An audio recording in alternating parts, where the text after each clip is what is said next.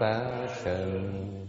For the sake of this assembly and all living beings, please turn the wonderful Dharma wheel to teach us how to leave suffering, attain bliss and birth and death, and quickly realize non-birth. Cung thính đại đức tận tình, vì thứ pháp hồi cấp nhất thiết chúng sinh, tình duyên diệu pháp luân giao đạo ngã môn, như há liêu sinh tử đi khổ đạc lạc, tốt chứng vô sanh. Homage to the Blessed, Noble, and Perfectly Enlightened One. Namo Saranto Suche Doye Ola Hodi Samyo Samputo Sie.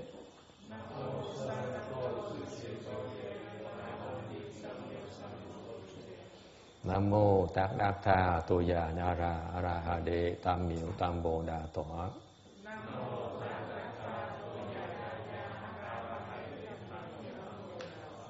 The unsurpassed, deep, profound, subtle, wonderful Dharma in 100,000 million aeons is difficult to encounter.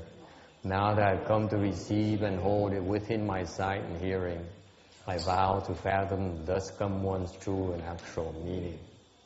Wu shang sheng sheng wei miao fa, bái chiên hoan chiên an giáo yu, vô jin jian wen de shou zhi, yan jie ru lai zheng shi yi.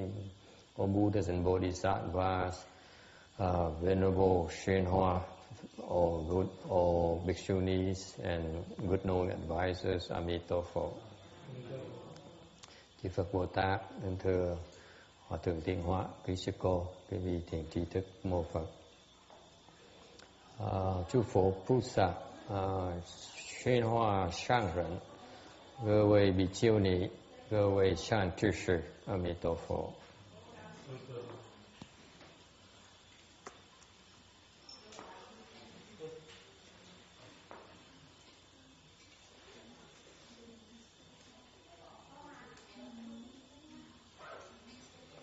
Happy New Year! The first lecture of the year, Lunar New Year of Amitabha Sutra. Đầu năm mới, mừng cái vị năm mới đang tiếp tục giảng Kinh A Di Đà. It's funny how a lot of people ask what people wish for New Year's. Hỏi những cái người ta muốn năm mới, ta muốn gì? Thì a lot of people wish for good health. Rất nhiều người muốn được sức khỏe, được mạnh khỏe. How do you obtain good health? Làm sao mà mạnh khỏe bây giờ?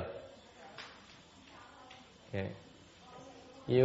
One way. Oh, by the way, Tex, I noticed your health has improved at least 100% since you started. Isn't that right? Yes. You feel it? Oh, sure. I'm very happy. I'm very happy. Yeah. Tôi khen cái ông này tại vì ông lúc mà ông tới tu, how long has it been now? A year, right?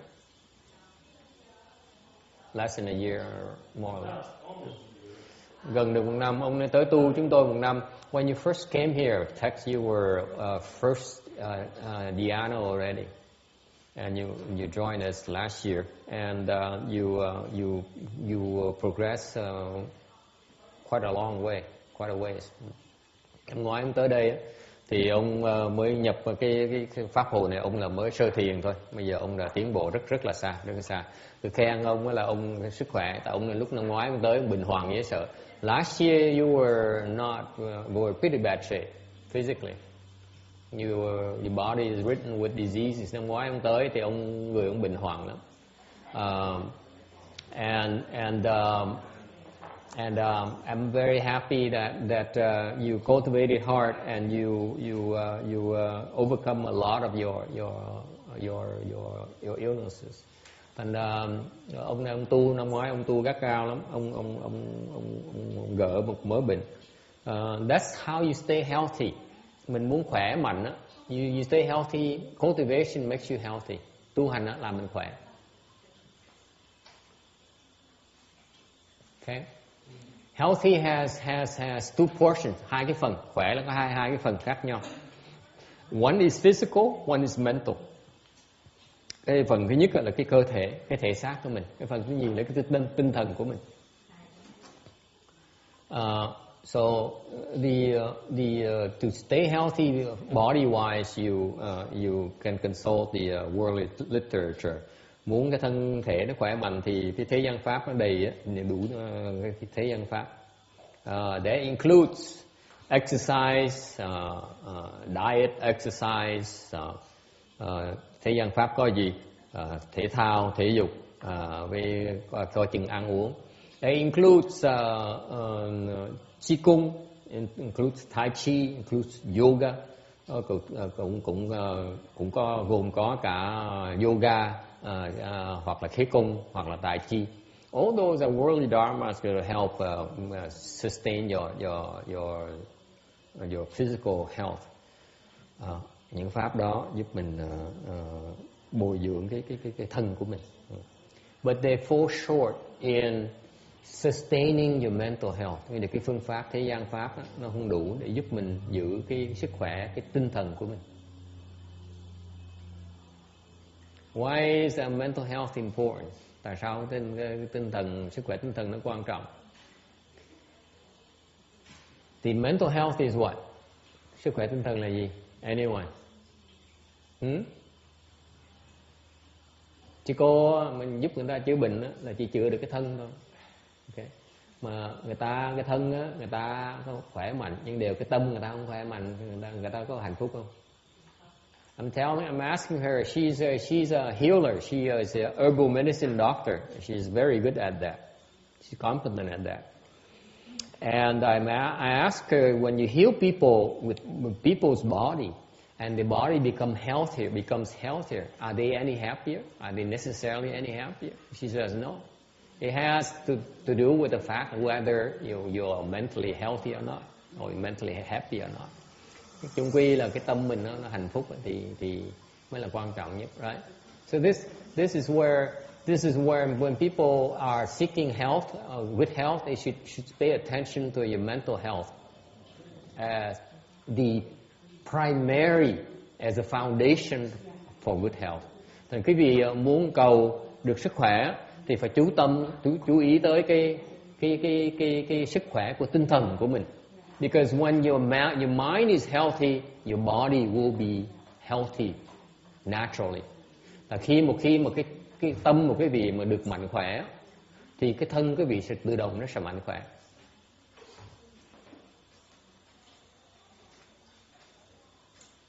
Okay, this is what the Western medicine people are discovering. They're paying more attention. They're discovering how your thoughts, the positive thinking affects the health. Okay, chẳng như bên cái bên Tây phương, người ta bắt đầu chú ý tới và khám phá là cái sự liên hệ giữa cái cách suy nghĩ, cái tinh thần mà nó what's positive thinking, suy nghĩ mà what's positive thinking? Anyone? Suy nghĩ có những cái tư tưởng tốt á, okay, thì bộ nhiên cái sức khỏe mình nó tăng trưởng, bộ nhiên mình khỏe hơn. They beginning to understand that, but the bottom line in Mahayana, we understand that the basis of your good health is your mental state of mind. Bên bài thừa chúng tôi hiểu rằng là cái sức khỏe, cái nền tảng sức khỏe của mình là cái trí lành mạnh. So, in other words, if you're seeking good health, keep your mind healthy. Keep your mind clean and uncluttered. Thành muốn mà khỏe thì giữ cái tâm mình á, nó nhẹ, tâm mình nó bớt cái ưu tư, tự động mình sẽ khỏe.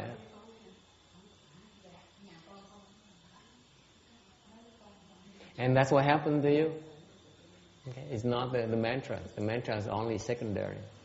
Cái ông này bổn nhiên một năm là ông sức khỏe ông tăng trưởng 100% là ông này nọ.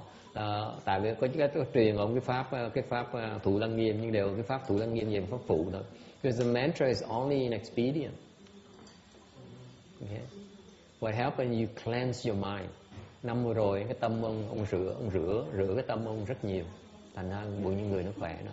That's the basis of your health right now. You believe that? You buy that? Almost? Okay. What's the part you can't buy? Well, I'd say it's mostly. I'm pretty cluttered with Dharma teachings and most of it. So my mind is clear. Well, there's a lot more behind it than you lots more behind the scene than you realize. But that's okay. Okay. Any questions, comments? So this is why, bởi vậy khi mà bệnh hoạn, this is why when you're sick, the Mahayana can have many effective ways to help you with your different types of illnesses. Và khi mà bệnh hoạn, bên Phật giáo có Đại thừa, nó có nhiều cái phương pháp khác nhau để mà giúp quý vị, giúp đỡ quý vị lắm. Okay.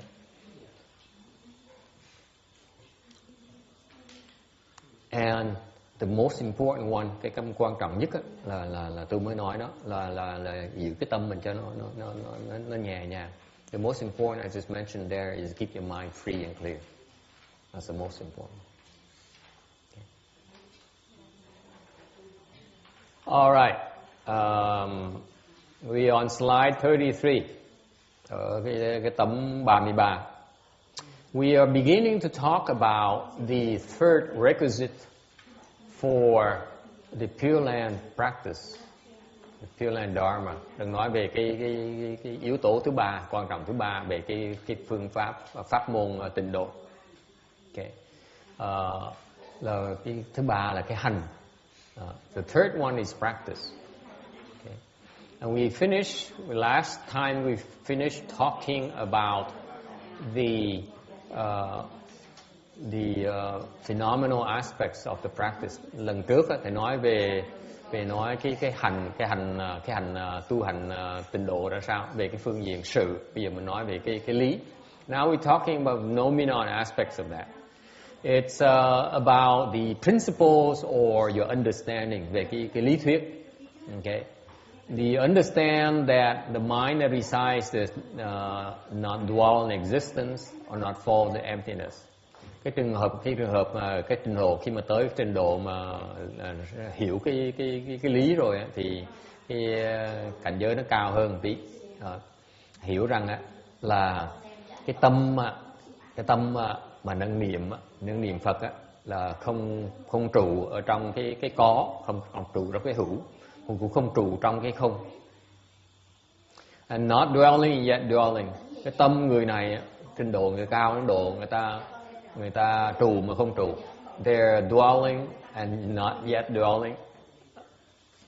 Okay. That's for that you dwell in the middle way principle of nature. Vì vậy mới gọi là trụ ở cái trung đạo lý tính. Okay. It's a little bit way over your head, but I thought I'd throw it at you. Cái nó hơi sâu xa tí. Tôi không mong quý vị hiểu, như là tôi phải nói trước để trồng cái nhân. We need to plant the seeds for your understanding down the road. Và trồng cái nhân, quý vị phải nghe. Wisdom, cái huệ ở cái chỗ là what is wisdom? Huệ là cái gì? Huệ là mình hiểu được cái lý mình nghe. Wisdom is to be able to understand and connect with what you hear. That's wisdom. So that's why you first have to hear it first. Bởi vì cái huệ là phải nghe trước cái đã. Xong từ từ mình mới thông đạt với nó. And this is where the transcendental Dharma is different from the worldly Dharma. In the sense that transcendental Dharma, you need to hear of the principles, and then you connect with the principles. Thành ra cái bên cái pháp xuất thế gian á, là mình phải nghe, mình biết cái pháp chỗ nào, mình biết cái chỗ nào đó, rồi mình tìm cách mình tới đó, mình trèo cái từ mình qua, mình thấy bên kia. So basically, you need to know where the principles are, where the truth is. Then you find ways to climb over the wall and get rid of the obstructions that prevent you from seeing that truth. That's what wisdom is. Thành cái huệ bên tu hành là sao? Mình biết được cái chân lý rồi, mình thấy chân lý, mình nghe nói chân lý rồi, mình vẫn chưa thấy, vẫn chưa thông đạt cái chân lý, mình chỉ nghe thôi, cái tai chỉ nghe thôi, mắt chỉ thấy thôi, vì vẫn chưa hiểu. Okay, so even though you know about the principle, you know about the truth, but yet you cannot connect with the truth yet. You cannot become one with the truth yet. Vẫn có cái sự ngăn cách giữa mình với sự thật, với sự thật đó. So thành cái tu hành mình là mình tìm cách, mình biết. So motivation is about knowing where the truth is. Okay, mình biết cái chỗ mình muốn tới chỗ nào. Okay. And then you find a way to overcome, find a way to get there through overcome obstructions and obstacles. Thành mình biết mình muốn tới chỗ nào, thành mình tu là mình kiếm cách để mình vượt những cái bức tường, những cái ngăn, cái trở ngại để mình tới, mình thấy được cái sự thật đó. Okay, cái đó là cái huệ.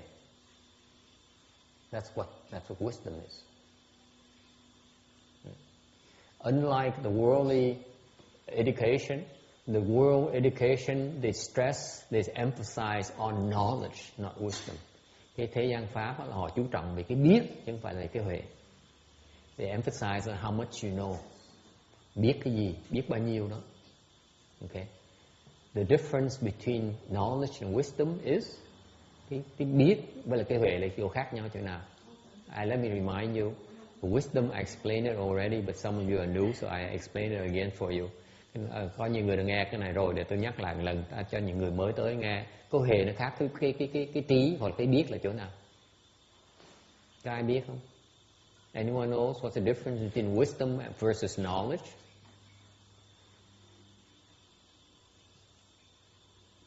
I'm sure Amy knows because I keep on harping her about this. Tôi biết cái cô thầy giáo tiếng Tàu tôi, cô biết. Wisdom is to know which problem to solve. Cái huệ là mình biết giải quyết vấn đề nào.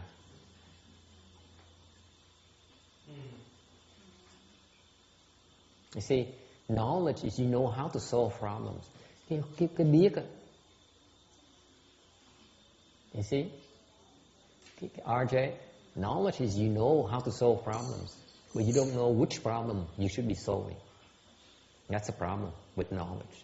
Cái biết là mình biết giải quyết vấn đề, nhưng điều cái kẹt của nó mình biết phải nên giải quyết vấn đề nào.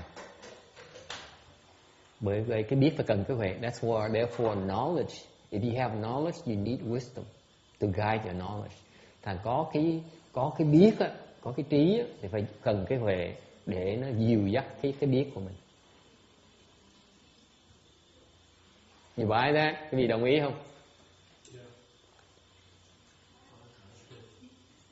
Okay, I give an example. Cho một cái ví dụ. It's probably appropriate for the first year. Tại đầu năm cái này chắc nó có ý nghĩa với quý vị. Because the second most popular request for people wishing for is to make a fortune. I made fun Randy. Có cái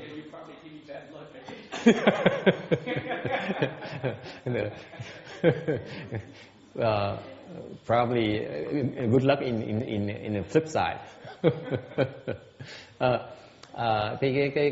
Cái phần lớn một số rất lớn người đầu năm người ta muốn ta mong cầu được phát tài. And I just talked to someone about her dreaming. Cái mới nói một cái người mới tới ngày hôm nay, cái bà nói là bạn bà, her friend who used to be very very wealthy, có một người bạn rất là giàu có, mà qua đời rồi, and she passed, she died, and now she came to see her in her dreams. Bây giờ chết rồi, tới viếng bạn trong bây giờ tới báo mộng với bà, and she came to her dreams and she was very unhappy and very very miserable. Trong tới mộng thì than vãn nó là bị đói, bị khổ. So she complained that she's hungry and she's very miserable. Okay, what does it tell you? Quý vị nghĩ sao?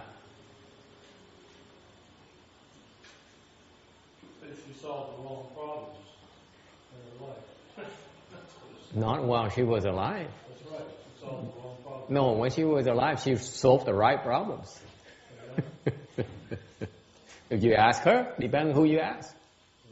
Nói là lúc mà còn sống giải quyết vấn đề trật. Tôi nói chưa chắc. Nếu người nữa hỏi bà chắc chắn bà cứ khăng năng bà nói là bà giải quyết những vấn đề đúng của bà. Okay. You're so sure, you know, people when people go for money, những người mà chạy theo cái của cái vật chất đó, and they succeed at doing that, và thành công trong việc đeo đuổi vật chất đó, they create a lot of offenses, tạo rất là nhiều nghiệp. Okay, because in most cases, tại sao vậy? Tại vì phần lớn á, you gain at someone else's expense. Thường á, mình được lợi tại có người bị lỗ. Phần lớn đều như vậy á. Right? When you get promotion, you make more money, you have a salary increase. That means someone else is not getting a promotion, and someone is not getting a salary increase. Như mình được tăng chức, tăng lương, tăng lương một cái, có nghĩa là lúc mình được hưởng như vậy thì có người khác không được hưởng, người khác bị thiệt thòi.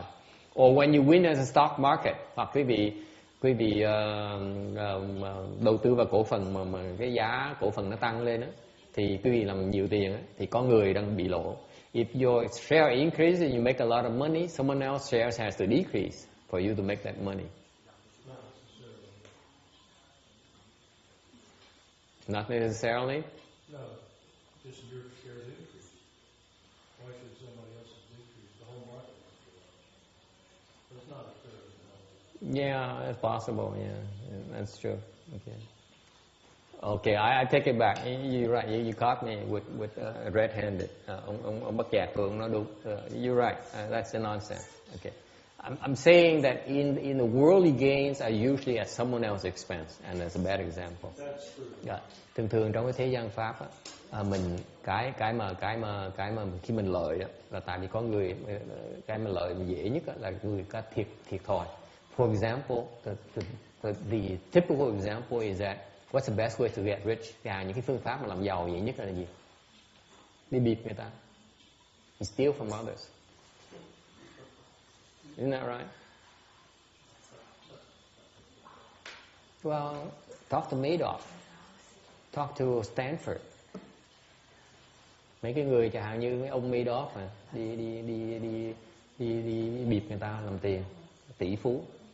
Okay? Or ông Stanford. This is how we learn. You know, we learn even you know, it turns out that the big banks are doing doing it legally. That's all. Okay, that's what companies do. Cái phần lớn người ta có những cái. Anyway, I'm not criticizing anyone. I'm just saying from the worldly perspective. Okay, when you seek, you're after, we have profit motives. You tend to create a lot of offenses. Tôi không dám chỉ trích ai hết, tại tôi là người dốt nát tu hành, tôi không biết gì nhiều về thế sự lắm. Tôi chỉ nói đại khái đó, khi mình làm lợi, mình làm đi theo cái tham lợi, vu lợi, thì thường mình tạo rất nhiều nghiệp. Okay, you create offenses, and by the time you die, okay, you undergo the retribution for your offenses. Còn khi mình qua đời á, thì mình bị những cái nghiệp, phải trả những cái nghiệp đó. Okay. It's not uncommon for rich people who make a lot of money in an unclean way to fall. Thì những cái người làm giàu cái kiếp này mà làm với một cách không được lương thiện lắm, khi mà chết á, khi họ có đời á, từ họ đọa. Okay. So anyway, I find it funny. I find it funny that I was talking to this lady here, and she said, her best friend, her friend was very wealthy, and now she appeared in her dream miserable and hungry and complaining about her miseries and her hunger.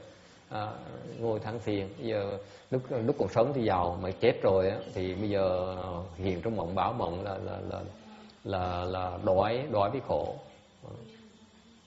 What I didn't want to tell her, cái tôi không nói cho biết là actually she's asking for help. Thực sự người bạn tới cầu cứu đó. But anyway, it's none of our business. Cái chuyện phát triển của mình. Any questions so far? I get sidetracked. Mình nói nó tầm bậy tầm bạ. Okay. We on slide 34.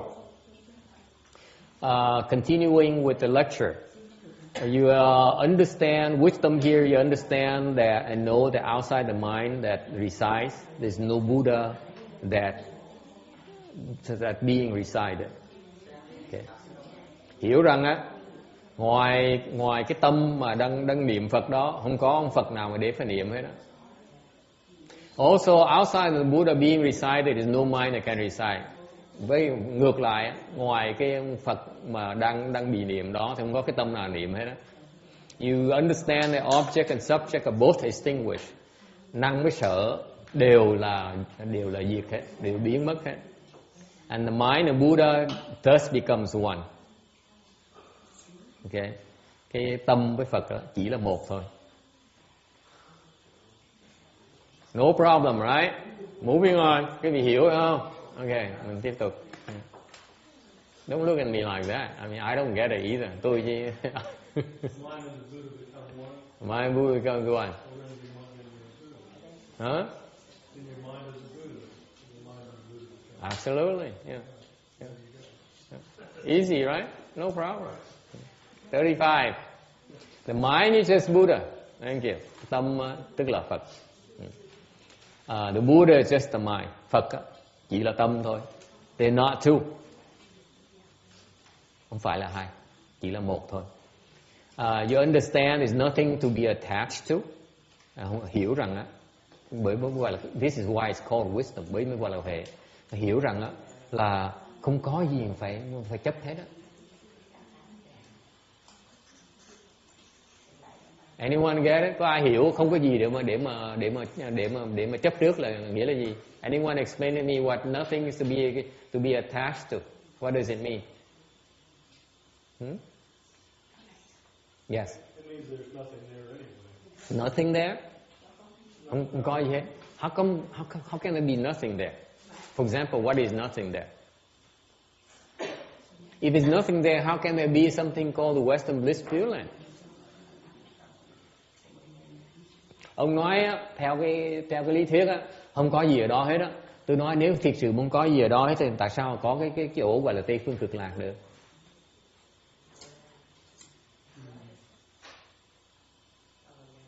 Yes. So are we pulling our legs? We say something. There's something called the Western Bliss Pureland to the west, 10 billion worlds away, and then we say it's nothing there. Một bên là nói là có Tây Phương Cực Lạc cách đây phía tây, okay. Rồi xong mình nói là thiệt ra nó không có gì hết.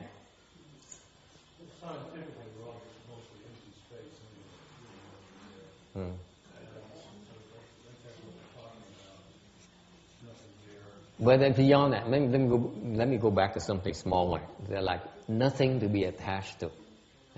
Không có gì để mà phải cần chấp trước hết. Có nghĩa là gì? What does it mean?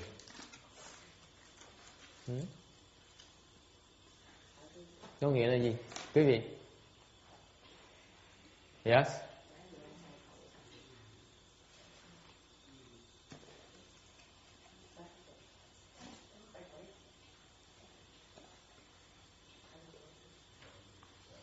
Come on, this is the first of the year, so you have to impress me a little bit. Đầu năm quý vị phải làm việc tí nghe, chứ không phải lười như vậy. If you lazy, it's just not a good start for the year. Đầu năm mà lười là không tốt đấy nha. Okay. So, what does it mean? Nothing to be attached to. Không có gì để mà phải chấp trước hết đó. Người ta mới chửi mình đó, người ta mới nói xấu mình đó. Okay. For example, I asked a bhikshuni, someone just scolded you and someone just slandered you and spread false rumors about you.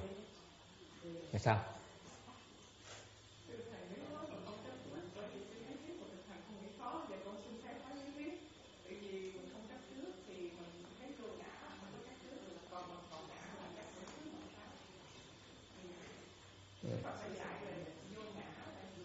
She says, in principle, according to what she learns from the Buddhist principles, there is no self to be attached to. Therefore, it's no attachment.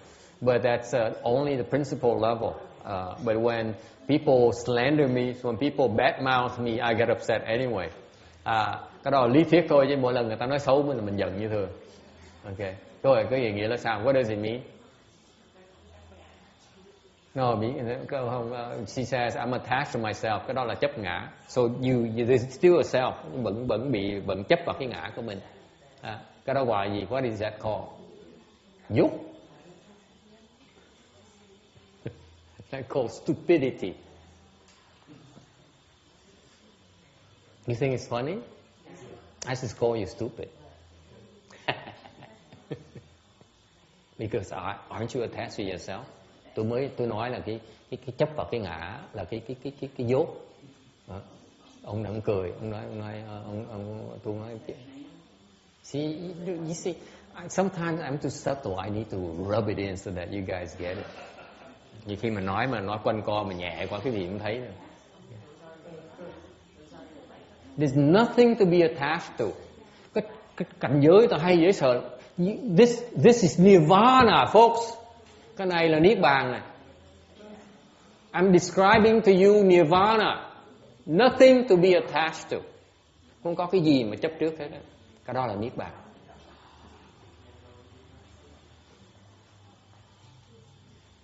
Yes. What? What? Because it's so important to you. Mình chấp trước tại mình nghĩ nó quan trọng quá đi. For example, your family is so important to you. Chẳng hạn như gia đình mình đối với mình rất quan trọng. Anyone think so? Có ai đồng ý như vậy không? Không ai dám giơ tay. Come on, be brave. Your family is important to you, right? Gia đình mình quan trọng, sao không quan trọng được, right? Your mother is important to you. Mẹ quý vị quan trọng.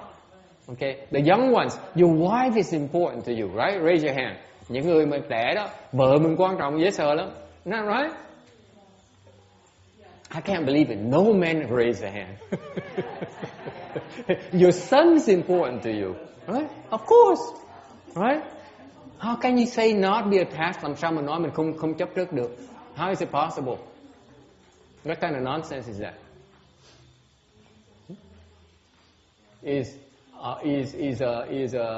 Did the Buddha, the Bodhisattva become cuckoo or what? That's how you become Bodhisattva and Buddha, so what? Mình muốn thành Bồ Tát, thật là mình bị điên hay sao vậy? Hả? Kind of? Very good. How?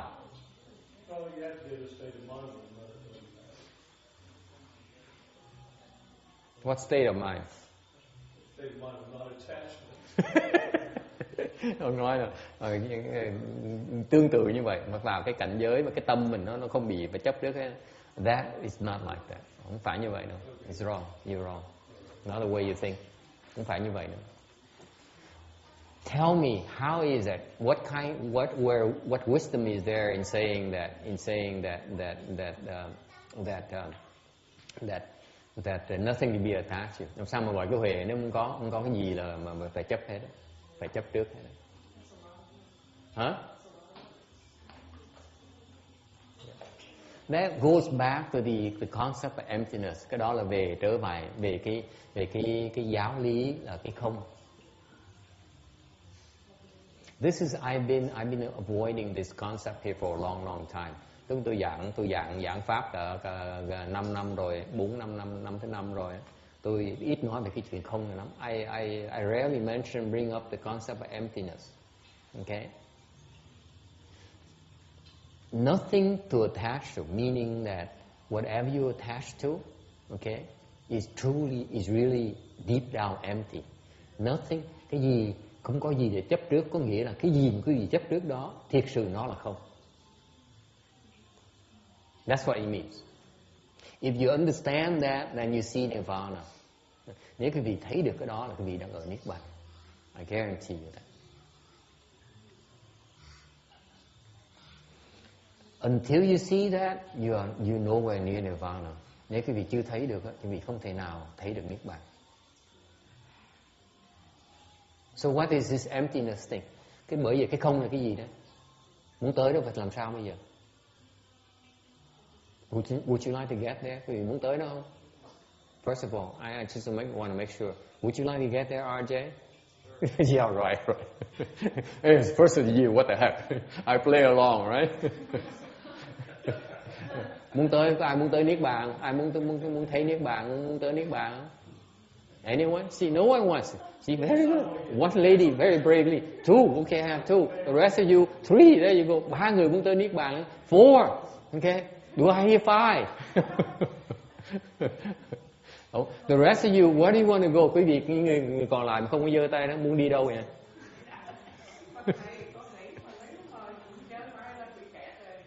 Sao kẹt? Hả?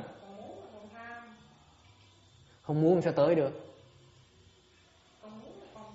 Cái người từ đâu tới vậy? Where did she come from? She says she did not dare raise her hand because she says if you raise your hand then you get in trouble because you still are greedy for something. I say if you don't want it, how are you going to get there? Không muốn tới đó sao tới đó được? Huh? If you don't want to get there, how are you going to get there? This is what is called sickness of these three people who only understand theory. Bởi vậy cái này là cái bệnh của những cái người mà chỉ đọc lý thuyết thôi. Please tell me if you know something called nirvana and you say I don't want to go there because I'm going to be in trouble. Nếu mình biết niết bàn là có cái gì mà rất là đẹp đẽ, rất hay ho gọi là niết bàn, mà nói mình sợ, mình dám muốn tới niết bàn thì chừng nào mình mới tới được? If you're afraid to get to want to go to nirvana, you never make it to nirvana. Period.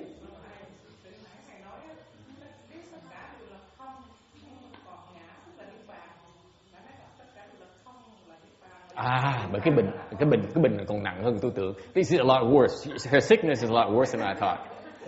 This is how she explains it. Okay. See, you guys have to be very careful about this. This is what the professors, that's how they talk at the universities. Đây là mấy thầy cũng dạy như vậy. Any professors at universities here? I want to make sure before I know who I'm offending. Có ai nhận nó mặt để ai tôi đang chửi người nào, đang chỉ trích người nào. No professors, we safe today. Ngày hôm nay mình nói xấu sau lưng thầy giáo được ha. Okay.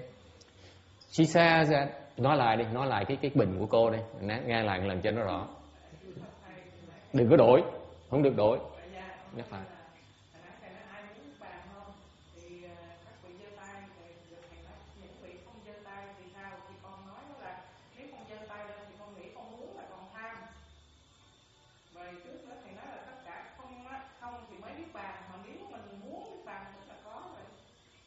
She says, you see, I'm very smart about editorial comment. I'm very smart about this. You cannot catch me. She says that if you ask me about nirvana and then you ask me if you want to get there, and because if there's nothing there, then if I start out with greedy mind, then I cannot get there. Okay. You see, this is what all the academians explain it this way. Mấy giáo sư đại học, mấy người lý thuyết, mấy lý thuyết gia, mấy luận gia là đều dạng nghĩ như vậy hết. Why is it nonsense? Tại sao là ngốc? Tại sao vậy? How can I claim this is nonsense?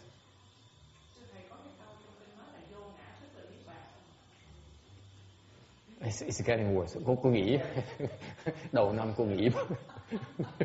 I said this is the first year she's training herself. Okay. Yes. She's getting further and further away from it. Yeah. It's so conflicted that you can't open the door, get to the other side. You have to walk into the room and say, well, yeah, think about it. And I can't really express that. I want to open that door. Okay. Like Obama says, you have to be practical about it. Giống như Tổng thống Obama nói, mình phải thực tế. Okay? Before we talk about emptiness, okay, never mind about emptiness. Khoan nói chuyện không cái đã. Mình chỉ nói cái có đã. Let's talk about real, the stuff that exists. There's something called a self. Thứ nhất là có cái ngã. Okay? Right now, the self is not empty. Hiện bây giờ ngã mình chưa là không. Agree. Anyone whose self is empty already. I mean, anyone whose self is not empty. I don't want to get in trouble. See? So you have to start out with something there already. Okay? How can you claim you're not greedy? Sao mình không có ngã? Sao mình không tham được? If you have a self, how can you not be greedy? Anyone not greedy? Có ai không tham không? Not greedy. Có ai không tham không? See? No one. Thì như vậy sao mà tới Niết Bàn được? Thành ra nếu cái gì nói như mấy lý thuyết gia nói như vậy, mình tha như vậy, thì nếu mà có tham tới Niết Bàn được thì tôi mới chứng minh cho sư cô rằng á, nếu như giờ tôi là còn ngã, tôi vẫn tham như thường, mà tôi tham tới Niết Bàn, tôi không bao giờ tới Niết Bàn nữa, thì quý vị không cách nào mà dẫn tôi tới Niết Bàn được hết. Thấy cái bình nó dễ sợ không? Dạy về cái không, dạy về Niết Bàn mà không có cách nào dẫn tôi tới Niết Bàn hết. Điên cái đầu tôi không? Tôi chửi đến đâu có dạy tầm bậy. You see nghe có hiểu không? You see the subtlety here. I have a self, therefore I'm greedy. Okay? We all agree that I'm greedy for something. Okay? First a year I'm greedy for food. Okay? Đầu năm thích ăn. Okay? You agree with something. And then these academians, these professors, they say, because nirvana is empty, okay, therefore, if you start out with a greedy mind, you never make it to nirvana. Because there's nothing there. You start out on the wrong foot. I say, that's nonsense. Because I am greedy. I start out with something. Okay? That's who I am today. Don't tell me I'm empty. Don't tell me I cannot be greedy for it.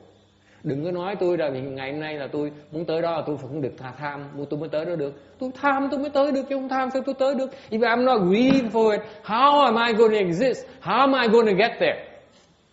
Hả? You see, thấy cái bệnh của cái người chỉ nói lý thuyết cái miệng chỉ nói thôi. See, the problem with these sick people, they only talk. They don't know how to get there. Họ đâu có biết tới đó đâu, họ chỉ biết nói thôi. Agree? Đồng ý không? That's why when you listen to Dharma, you have to be careful, especially these theoretical people. Nghe pháp, nghe mấy thầy mấy cô giảng pháp, nghe thì kỹ, nhất là mấy người mà chưa muốn nói lý thuyết rất cao siêu như vậy, phải cẩn thận. Họ không biết, they don't know what they're talking about.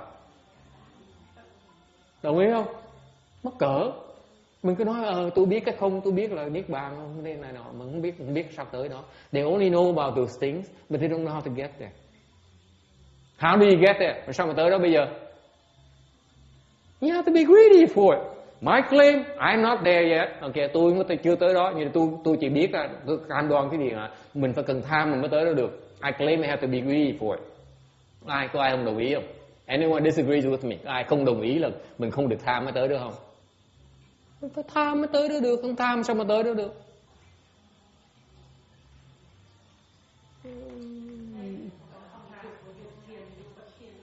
Huh? Now I have another not as sick. Có người nói là có cái tham như được cái loại tham tốt và tham xấu. She's not as sick as the other one. I see they're both. Bởi tôi nói bình hoàng dễ sợ. This is what I have to deal with at the temple. Sicknesses. The other one, not as sick says, she says, there's good greed and bad greed. Okay, tell me about the good greed and tell me about the bad greed. Để mình vui chơi sư cô này một tí. Tham mà tốt là gì, mà tham là xấu là gì? Hả? Don't help it. Nào, tham tốt gì, tham xấu là gì?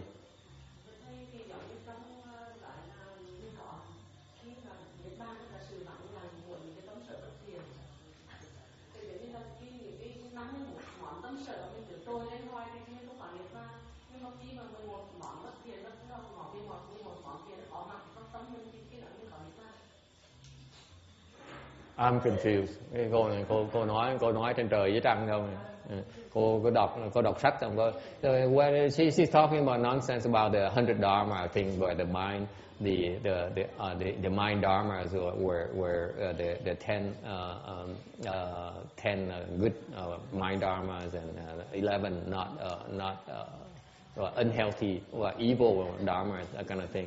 And she's talking nonsense. Nói tầm bậy không biết gì mà nói, mở miệng nói tầm bậy không.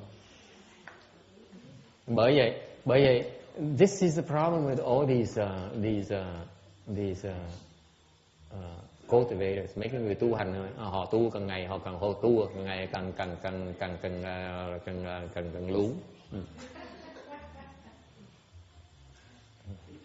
Tu hoài mà không biết tại sao mình cứ lạc hoài, mình cứ lạc đường hoài.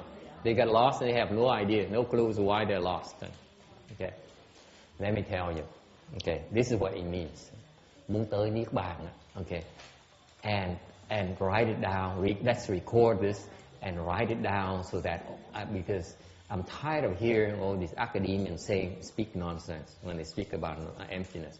Nói để người ta nghe, mấy thầy, mấy giáo sư, mấy cô nghe cho rõ, ta hiểu rõ ràng.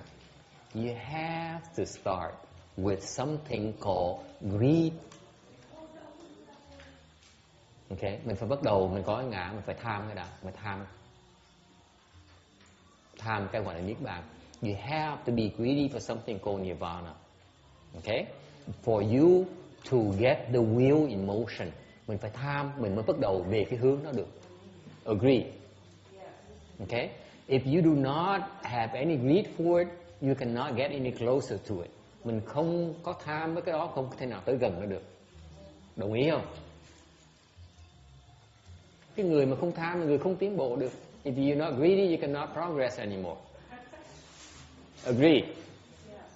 Okay? So you have to be greedy, like the not as sick one says, you greedy for the good stuff. Okay? Cái người mà không, cái cô mà hơi bất bình hơn một tí á, thì cô nói là mình nên tham cái đồ mà tham đồ tốt. Okay? So she's partially true in that sense. Okay, but that's where she gets really stuck. Lúc đó cái đó là vẫn kẹt ở đó. Okay, but then as you get closer to where you want to go, khi mà càng ngày mình tới gần cái niết bàn đó rồi á, thì chuyện gì xảy ra? You know what happens? Chuyện gì xảy ra? Cái gì biết không? No one knows. Okay, không ai biết hết á. Okay, and no one ever wrote it down. Therefore, vì không ai nói ra hết, thành ra mấy thầy nó chỉ đọc chừng đó. Không tham thôi, chỉ đọc chừng đó, không biết có cái quá trình là phải đi tới đó. No one ever realized, ever wrote down that it's a journey. You have to go from where you are thick in the mud, and you have to elevate and ascend to where the air is thinner, where the air is cleaner. Clearer, you can see clearer. Thì cái chỗ mình, cái chỗ nó bị ô uế, nó bị the air is polluted. Mình đang ở cái chỗ không khí nó bị ô uế, mình ở không khí ở cái chỗ bị nước nó không được sạch. You live where the place where the water is polluted. Okay, it's toxic for you. Okay, muốn giải thoát, you need to get out of there. You need to go away from it. Mình phải thoát nó từ từ. Mình thoát từ từ. Mình xa lánh cái chỗ từ từ. Mình tới cái chỗ càng ngày nó trong sạch, càng ngày nó sáng hơn, càng ngày nó rõ ràng hơn. You go to a place where things have, you begin to see more clearly. Càng ngày mình thấy càng rõ, đường càng rõ, bắt đầu thấy đường. Okay? Then something happened. Đột nhiên cái chuyện nó xảy ra là chuyện gì? Khi mình thấy rõ rồi á, mình mới xả được. You cannot let go until you see it clearly.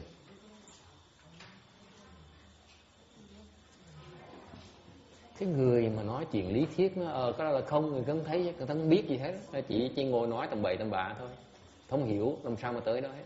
So the theoretical people, they only know of the words, they don't know how to get there. Therefore they confuse like hell. Bởi vì họ bệnh hết. Bệnh cái biết, tưởng mình biết. Why do I call them sick? They're sick because they think they know, but they really don't. That's the worst kind. Cái mà tưởng mình biết mà không biết mà tưởng mình biết, coi là cái bệnh nó rất là nặng, rất là tệ. Okay. So what about emptiness? Bởi cái không là cái gì? Không là cái gì? Come on, you must have read about emptiness already. Quý vị chắc là đọc về không là cả trăm lần, cả ngàn lần rồi. What is it? What is emptiness? Yes. Không là gì?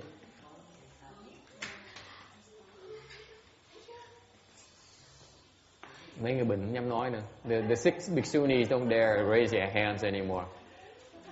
Huh?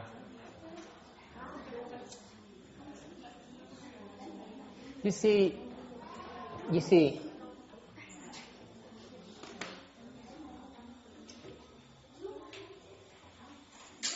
the understanding, the wisdom, cái hiểu á, với cái lý thuyết á, nó dựa vào cái sự thực tế của cái cá nhân mình mới đưa tới cái hiểu được.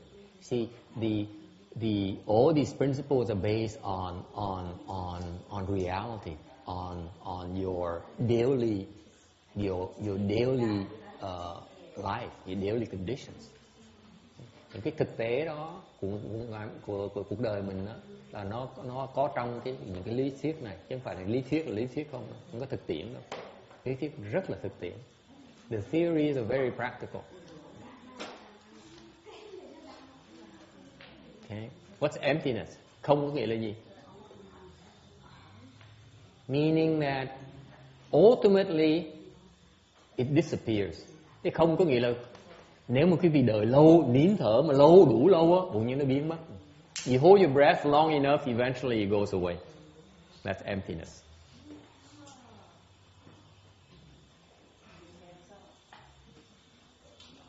Đâu hiểu không? You agree? Có đúng giống như sách vở nói không? Is that like the way the book describe it? That's my emptiness. Cái không là gì? Cái không là mình cứ đợi thôi. Cứ đợi hoài, đợi lâu, đủ lâu, tự nhiên nó biến mất. Đó là cái không. Emptiness is that you have to wait long enough and it disappears. It becomes empty.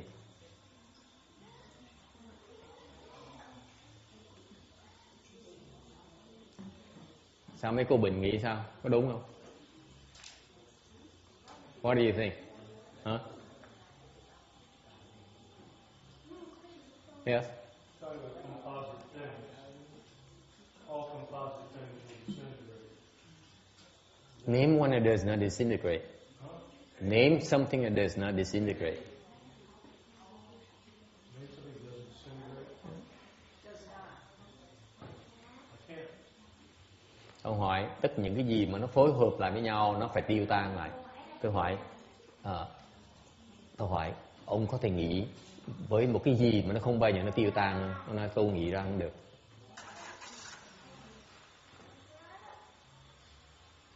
Okay, so everything is empty. Bởi vì tất cả đều không hết. Đồng ý không? Nếu quý vị không nghĩ được cái gì mà không bao giờ nó tiêu tan hết đó, thì không phải tất cả là không hết hả? I just proved to you. Mới chứng minh cho quý vị thấy, nếu tất cả cái gì quý vị nghĩ đó nó sẽ tiêu tan hết đó, không phải tất cả là không hết hả? Chỉ đời thôi, nó không thôi. You wait long enough and it disappears. How about real mark? Is real mark empty? Huh? Is real mark also empty? Well, I'm not getting there yet. I'm only talking about emptiness. I'm not talking about true mark yet. Okay, I'm talking about emptiness. Emptiness means nothing there, right? Ông nào ông hỏi cao siêu nữa, tôi chưa đụng cái cao siêu, tại vì tôi cao siêu chưa hiểu được từ đó. Okay, mình chỉ nói không cái nào. I'm only talking about emptiness. What is emptiness? Nothing there, right? I just proved to you everything is empty. Tôi mới chứng minh cho quý vị thấy á, cái không, tất cả đều là không hết.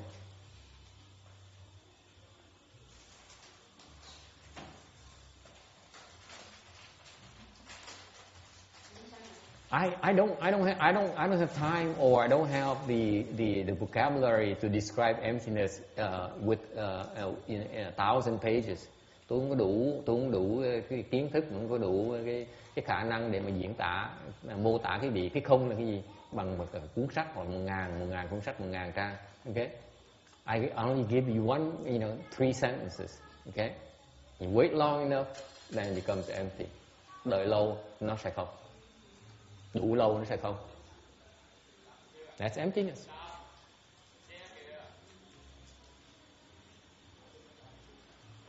Agree? Ai đồng ý không? Okay. So, if you wait long enough, there's nothing to be attached to. Mình cứ đợi lâu, đủ lâu, tự nhiên mình không cần chấp trước cái gì hết đó. Right? Sao lắc đầu? She disagrees. You say you can't wait long enough. Được chứ? Of course you can. You go to Western Bliss Pureland, you live long enough, tự động mình tới vãng sanh Tây phương cực lạc là mình bỗng nhiên mình sống đủ lâu, thì mình cái gì nó cũng không hết. You live long enough, life in the Western Bliss Pureland is basically infinite. Things will become empty. Cái đời sống, cuộc sống bên Tây phương cực lạc nó dài vô tận, thanh mới đợi tự nhiên tất cả đều không hết. Cool. Thấy tu hành dễ dàng. See how easy it is. Thấy dễ dàng dễ sợ không? For you to attain nirvana, you go to Western Bliss Pureland, and you understand nirvana for sure. Thành ra nếu cái gì mà có cái duyên được vãng sanh Tây phương cực lạc, tự động sẽ hiểu được niết bàn.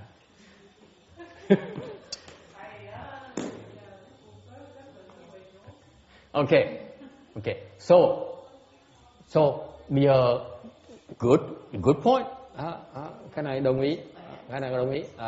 Là mình đợi không được. What happens you can't wait? Làm sao mình đợi? Trường hợp mà những người ta đợi không được làm sao bây giờ? Những người ta nóng nảy, ta không thiếu cái kiên nhẫn. Some of us are deficient in patience. You see, I'm willing to wait until it becomes empty. Cá nhân tôi sẵn sàng đợi chứ chừng nào nó không. Okay? Nhưng đều có nhiều người người ta thiếu cái nhẫn một tí. Some of us are not as patient, so they're not willing to wait. They can't wait that long. They want to see the emptiness right now. Họ muốn thấy cái không bây giờ, làm sao bây giờ? Does that interest you? Cái gì có vị muốn biết không? Yes. I want to know how you get the emptiness too. Huh? How do you get the emptiness? It's not there. It's nothing there. How do you eat? Huh? Cultivate? How do you eat? No. I just explained it to you. You just wait long enough and it disintegrates. Bob, excuse me, Bob, 6 weeks ago, okay? 7 weeks ago, he still has a body. Has he been cremated yet? Okay? It's gone. It's only some ashes left.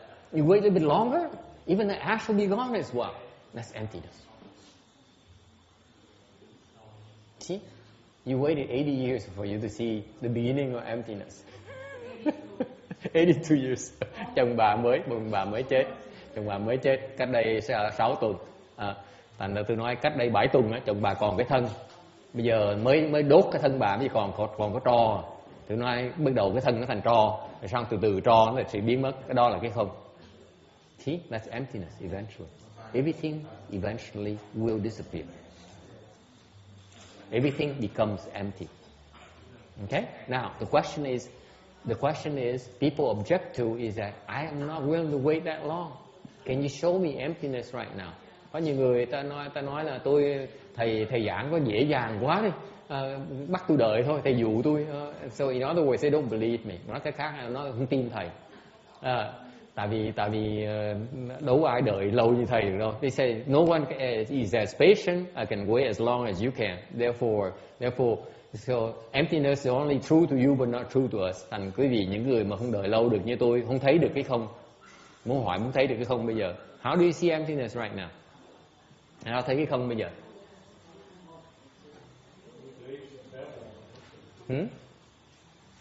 Then you have to go to the noumenon.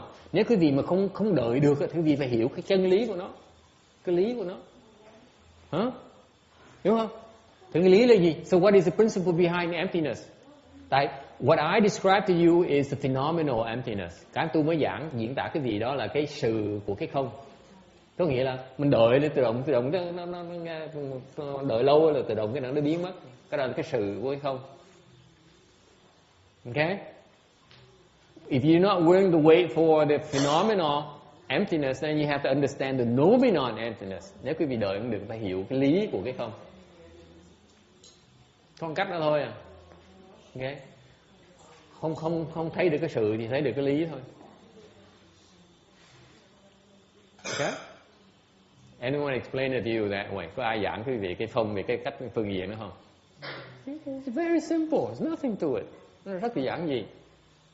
Cái lý không là cái gì? So what is the principle of emptiness? What is the meaning of emptiness? Cái nghĩa lý của cái không là cái gì? Cái nghĩa lý của cái không á là nó do những cái nhân duyên nó phối hợp lại với nhau. Khi mà nhân duyên nó hết duyên với nhau rồi, nó tan rã ra thì nó biến mất. Bởi họ cái không. Okay. So what is the noumenon emptiness? Noumenon emptiness. The principle of emptiness is that, okay, everything is formed by conditions. They gather together. The conditions create something. When the conditions dissipate, then it disintegrates. That's all.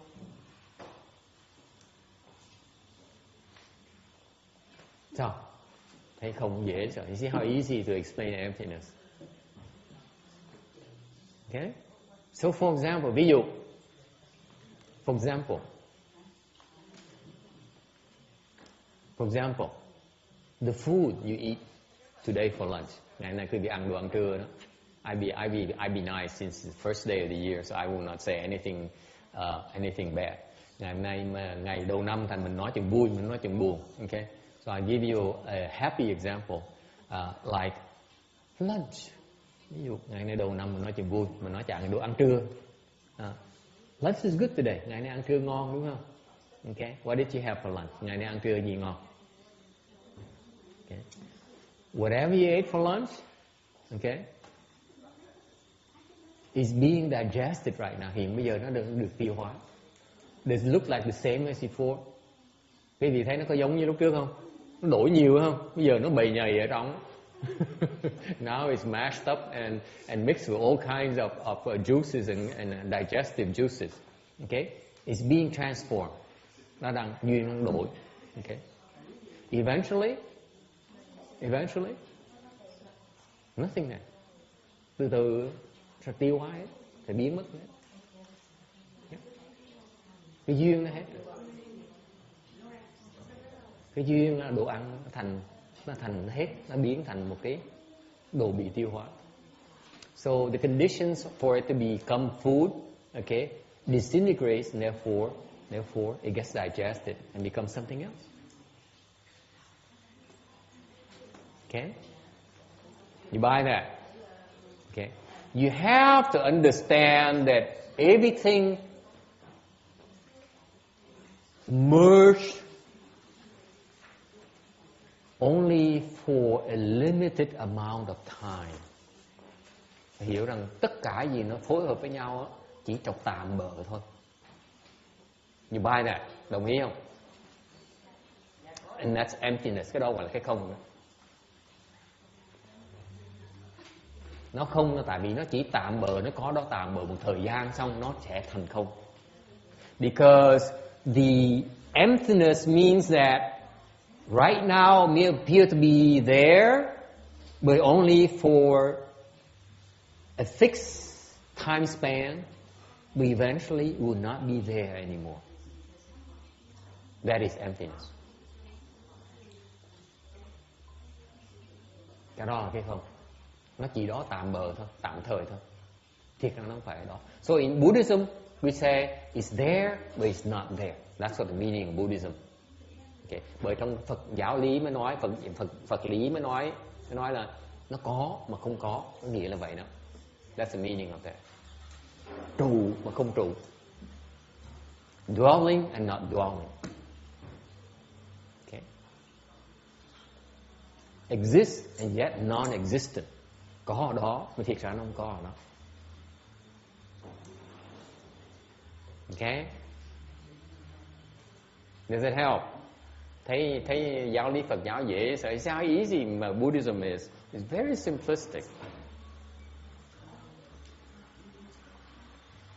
So are you happy with the nominal emptiness? Bây giờ quý vị hiểu cái lý về cái sự không chưa? Because in principle, okay, whatever get together is always on a temporary basis. Tại vì theo cái sự thật đó, cái giáo lý nó giảng cho mình thấy đó, tất cả cái gì nó hợp lại, phối hợp lại với nhau chỉ trong một thời gian ngắn thôi, nó sẽ tan rã, nó sẽ rời lại, nó sẽ biệt ly lại với nhau. Okay, if whatever gets together, we'll have to get apart. Okay, so ultimately it's nothing there. Bởi vì chung quy nó không có gì đó hết. Okay, vì vậy nó không có gì đó. Cái mà mình chấp trước á là chỉ chấp trước vào cái tạm bợ thôi. Therefore, you are attached to something that is only temporary. Okay, it's not real. Cái mình chấp trước đó không phải là sự thật. Ví dụ, for example, okay, you were attached to that nice dumpling for lunch. Ngày bữa trưa này ăn thức ăn tô phở. Okay, là mình thích ăn tô phở, but after you eat it, nếu sau khi mà ăn cái dumpling đó rồi, after you eat the dumpling, it's no longer a dumpling. It's no sense in being attached to a dumpling anymore. Thành sau khi mình ăn tô phở rồi, tô phở nó biến mất rồi. Thành mình cái tâm mình á, but unfortunately we still sit there and first think about being attached to the bowl, about the dumpling. Và ngược lại cái tâm mình á, vẫn chấp trước vào cái thời gian quá khứ, mình vẫn chấp trước vào cái tô phở mình mới ăn. Mình không biết rằng, mình quên rằng cái tô phở nó biến mất rồi. That's called, cái đó gọi là gì? Ignorance. Cái đó gọi là vô minh. Không thấy cái không. Ignorance is that you do not understand emptiness. Vô minh là tại mình không thấy được cái không.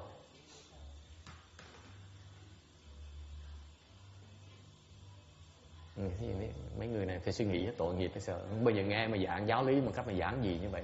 They never heard Buddhism in this such a simplistic and stupid way that even the most stupid people can get it. Even men can get it. I mean, excuse me.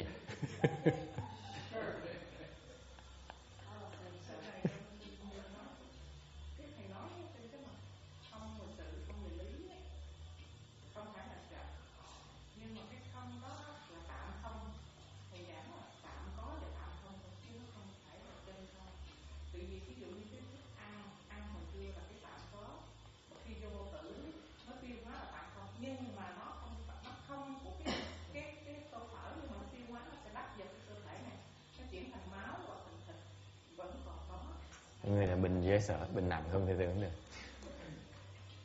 This woman is so sick.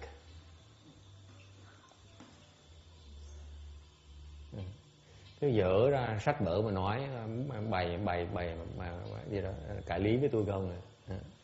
Okay. Sách vở cái đó là toàn sách vở nói ấy. Cái đó she dựa trên sách vở mà nói. She's basing her argument on the books and the reasoning, the arguments on the books and there's nonsense. Cái đó tầm bậy. Không biết vậy. Don't get it. I'm not talking about true emptiness. Ngày hôm nay tôi không giảng cái gì về cái chân không. Tại sao vậy? Today I'm not explaining to you true emptiness. Why is that? Why is that, Randy? You see, this guy also is a bookworm as well. Cái ông này cũng đọc sách dễ sợ. Bây giờ tôi chỉ súng ông. I'm pointing my gun at him now. Why am I refusing to talk to you about true emptiness? Tại sao ngày tôi không chịu nói chuyện về chân không? Mấy cái người cứ đem chân không ra mà hùa tôi không dễ bị hù đâu. You cannot impress me with your true emptiness. Even these sick bhikshunis. I don't know what true emptiness is. I don't even know what false emptiness is. You can't even see emptiness. How can you see true emptiness? True emptiness has two components. Cái chân không nó có hai phần luôn, cái chân với cái không. Chưa thấy cái không mà đòi thấy cái chân. Are you kidding me? I'm not talking to you. I'm not playing with you. Chưa thấy không mà đòi thấy cái chân không. Vô lý không?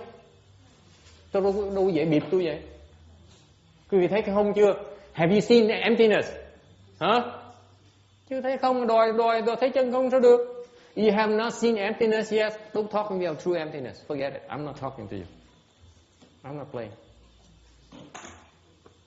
Tôi không chơi quý vị. Chừng nào quý vị thấy không rồi tới nói chuyện với tôi chân không rồi tôi nói chuyện cho. Còn chưa thấy không đừng nói chuyện chân không với tôi. Okay? Because whatever I explain to you don't get it. Khi tôi nói chuyện chân không á, tôi phải dựa trong cái không tôi mới nói chuyện chân không được. Whatever I explain to you in true emptiness is based on emptiness. Okay? Until you see emptiness, there's no sense in talking about true emptiness. Chưa thấy chân không, chưa thấy không mà đòi biết chân không làm cái gì? Tham, cái đầu gọi là tham. I see that, I call it greed. Okay?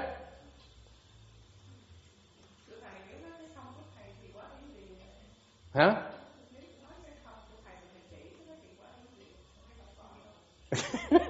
Oh, she's so sick. I'm giving up. This is too much for me. Khổ dễ sợ. Dốt quá. She says, the way you explain emptiness is so easy. It's not easy.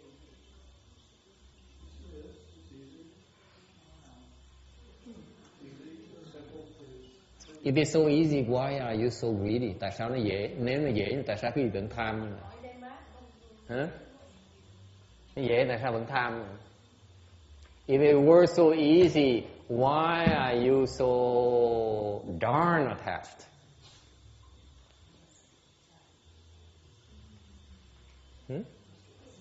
Cái miệng nói thôi. It's a mouth speaking again. Talking, it's so easy, I can do it, anyone can do it, even a woman can do it, even a girl can do it. Nói thôi. Cái mở miệng nói ngon lành dễ sợ. You guys talk too much. Quý vị nói nhiều quá đi. Tôi không tin quý vị. I do not believe any of you.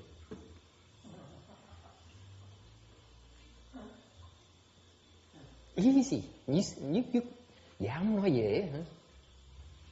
You think it's easy to see emptiness? You're kidding. Nó dễ, tại sao mình tham quá vậy? Tham quá trời mà cái mở miệng nó dễ. You're so greedy and yet you open your mouth and claim it's easy to see emptiness. So greedy, so confused.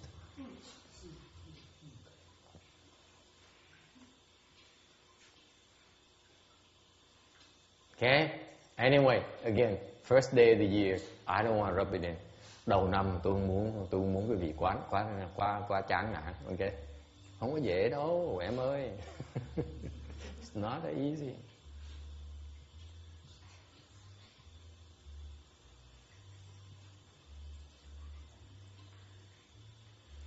Emptiness, cái không á, là chừng nào quý vị thấy được cái không á, when you truly see, understand emptiness, you are no longer having any attachments.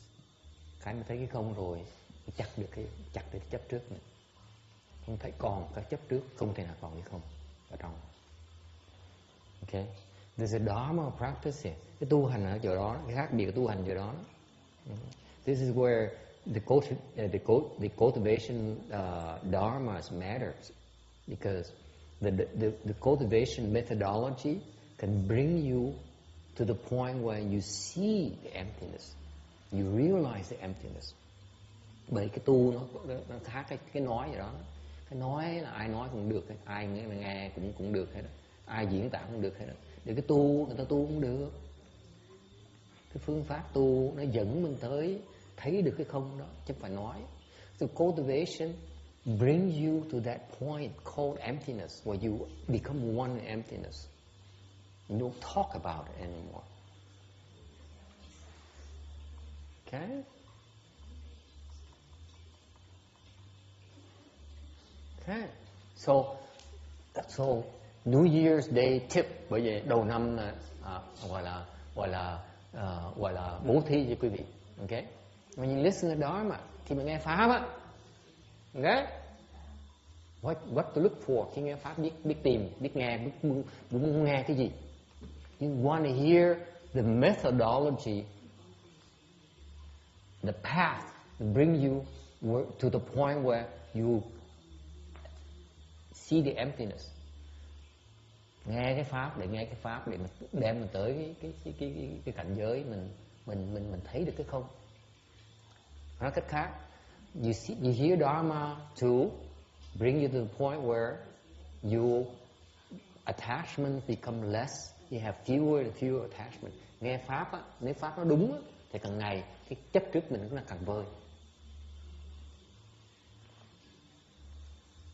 Cái đó gọi là chánh pháp. That's called proper Dharma.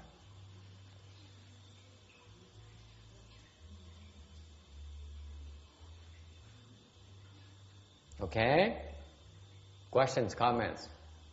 So this is the common fallacy of people who cultivate. Những người tu hành đó, người ta cái lỗi lầm rất lớn ở chỗ đó. Người ta không biết nhận ra cái pháp nào đúng để mà tu. They cannot recognize which proper dharmas, which dharmas are proper to cultivate, which dharmas are not. Không biết cái pháp nào đúng, pháp nào sai để mà tu. I know a lot of Vietnamese monks and nuns. Tôi biết rất nhiều người thầy với cô người Việt Nam, người Tàu cũng vậy, including Chinese as well. That's what I've been exposed to. They read a lot of books, nghiên cứu sách vở nhiều dễ sợ lắm. They become walking dictionaries. Hỏi một câu một cái là nói thao bất tuyệt, lý thuyết đầy đầu hết. Sao cười? Tôi không nhìn ai hết. I'm not looking at anyone in particular or addressing anyone in particular here in front of me. Okay?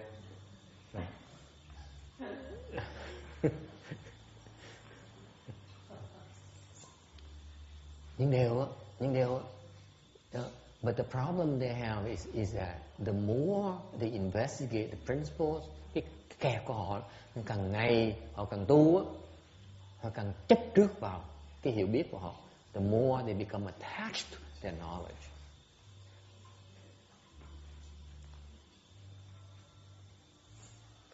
They're regressive. Đang tụt lùi mà không biết. And they don't even know it.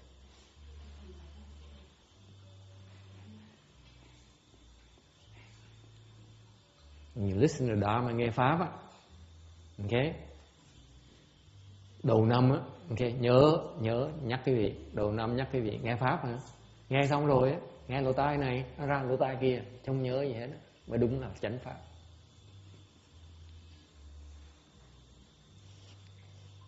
Chánh pháp không được chấp một cái gì hết, chỉ nghe là vất.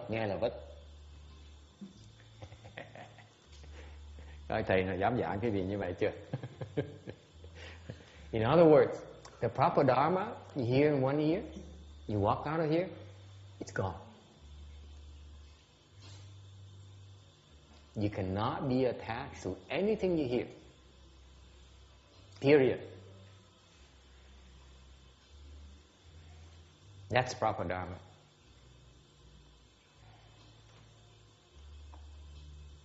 We're supposed to lighten our load, text, not make it heavier. If we don't lighten our load, we cannot soar. Tại quý vị mà không bỏ cái hành lý của mình á, không cách nào mình thăng được hết á. Mình nghe. So why do you listen? Mình nghe để làm cái gì? In other words, mình nói cách khác, mình nghe để làm cái gì? This is Mahayana, cái này là cái chánh pháp, mình nghe cho kỹ nè. Nghe để làm cái gì? Amy, what do you listen for? Why do you listen? Randy, why do you listen? Huh? You're sleeping. Listen to sleep, okay? You doze off. Huh?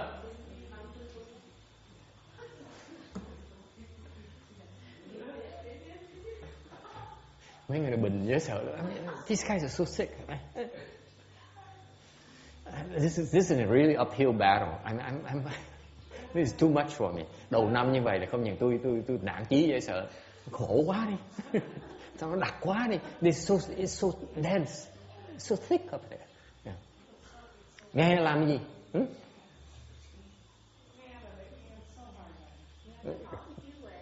Hả? Mở chiếu hệ làm cái gì?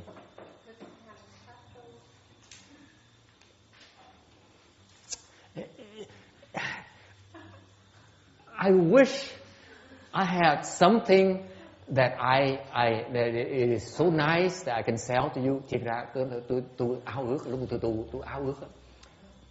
Mình tu, mình có cái pháp gì hay, I can write a book about it. Mình có thể biên cuốn sách. Xong rồi ra mình bán ngoài thị trường. We become an author and you sell books. Or you have something I can give to you and say and charge you money for it. Lúc đầu tôi tu, tôi cứ tưởng tượng, mình cứ hy vọng là mình tu, mình hiểu rồi mình sẽ biên sách được, mình bán được sách, hoặc là mình có cái gì mình bán được, mình trao đổi được người ta, mình giúp đời. Okay? And I found out to my disappointment, sau khi tu được mới thấy rất là thất vọng. Tại sao vậy? Tại không có gì hết, it's nothing there. Không có gì mà bán được hết, không có gì để mà biên hết. Nothing to write about, nothing to sell. Tại sao vậy? Why is that? Sao vậy? Mấy cái người này là họ quay thời điểm là cái tên tôi là có tôi biên được mấy cuốn sách, tôi dàn mấy cuốn kinh này. These leftform people. And the typical leftform person, he says, let's see, I explain 10 sutras now. I have 10 books under my name. I author 10 books, and my books are in the bookstore throughout the country. Mình biên được 10 cuốn sách, rồi xong mấy sách mình được phổ biến trong mấy cái tiệm sách ở khắp khắp cái nước này. That's how they measure it. Okay, the true cultivators.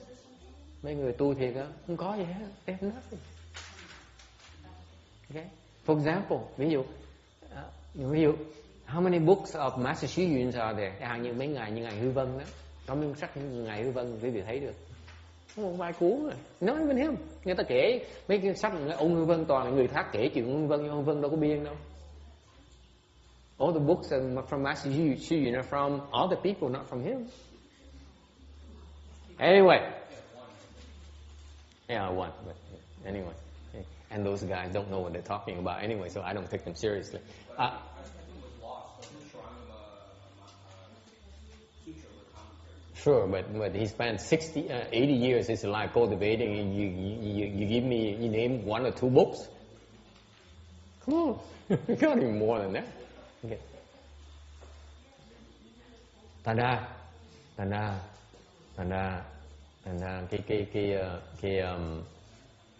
I forgot where I'm at.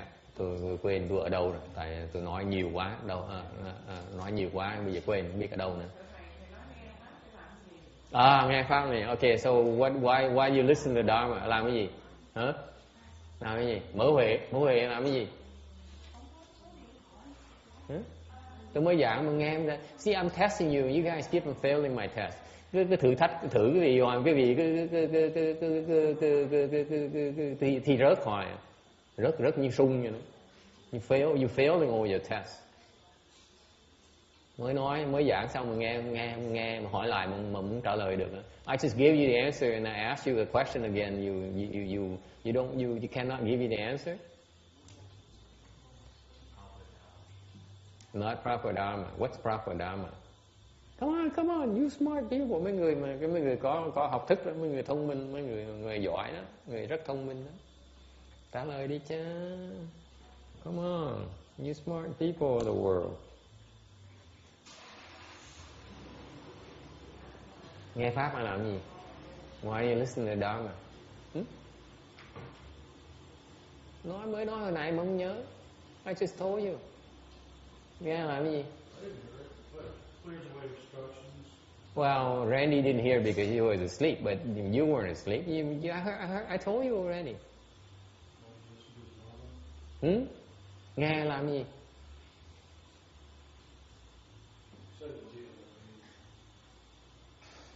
Nghe để mà vất. You're here to throw away.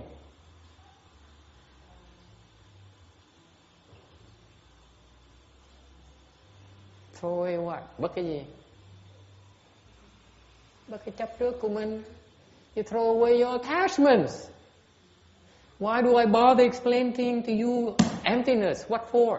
Giảng cái việc cái không để làm gì? Khi mình biết nó không rồi thì chấp nó làm cái gì nữa? If you know it's empty, why are you attached to it? That's why you listen. Because you didn't know before. Trước khi mà nghe không biết nó là không. Mà nghe thầy mới bỏ một tiếng rưỡi đồng hồ giảng cái cái không rồi. Thầy mới giảng xong cái không rồi biết té ra nó là cái không. So now you realize that your wife is empty. Bây giờ mình mới vỡ lẽ ra, tại ra vợ mình không. Tại ra chồng mình không. My husband is also empty. Yes.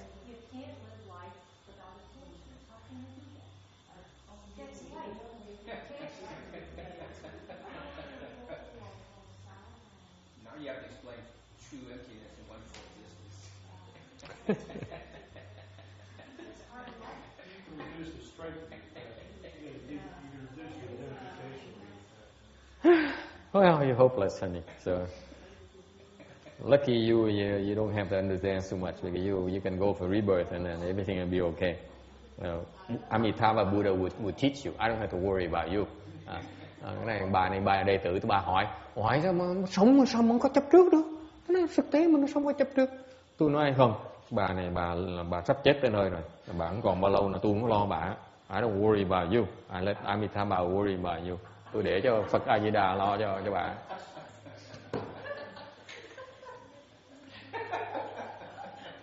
Thanks, Master.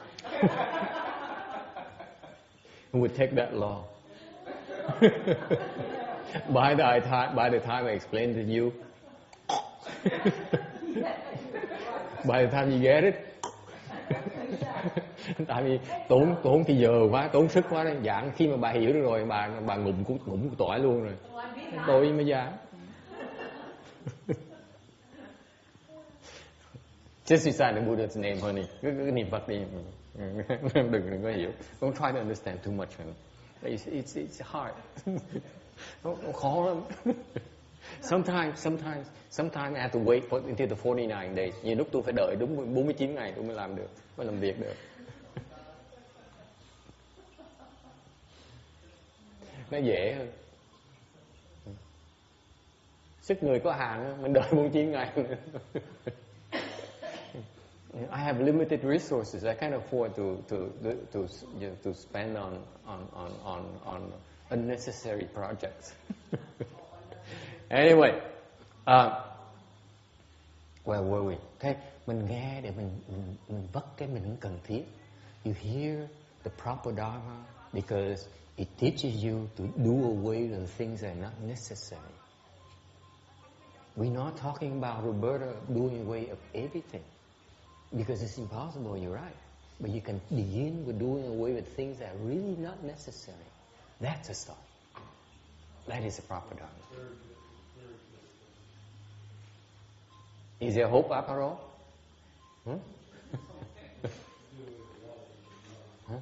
Mình có nhiều cái chấp trước mình không cần chấp trước. You're so attached to so many things that are not necessary. Okay? Đồng ý không? This is why I advise all of you to become left home people. Bởi vậy tôi khuyên quý vị nên xuất gia hết.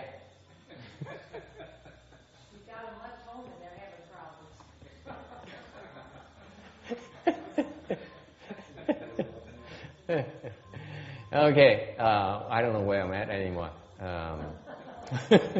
Anyway, nothing to attach to. Okay, phải hiểu rằng không có gì phải chấp trước hết. Meaning that since it's kind of too far-fetched for you, tại vì đối với vị nó hơi xa vời tí. I will explain this for you folks, cho những quý vị ngày hôm nay á, on the New Year's Day, đầu năm á, bớt chấp trước một tí đi. Don't be so attached.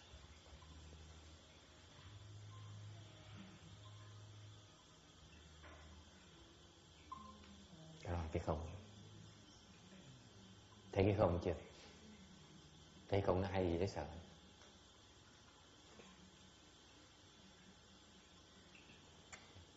Okay, any other questions, comments?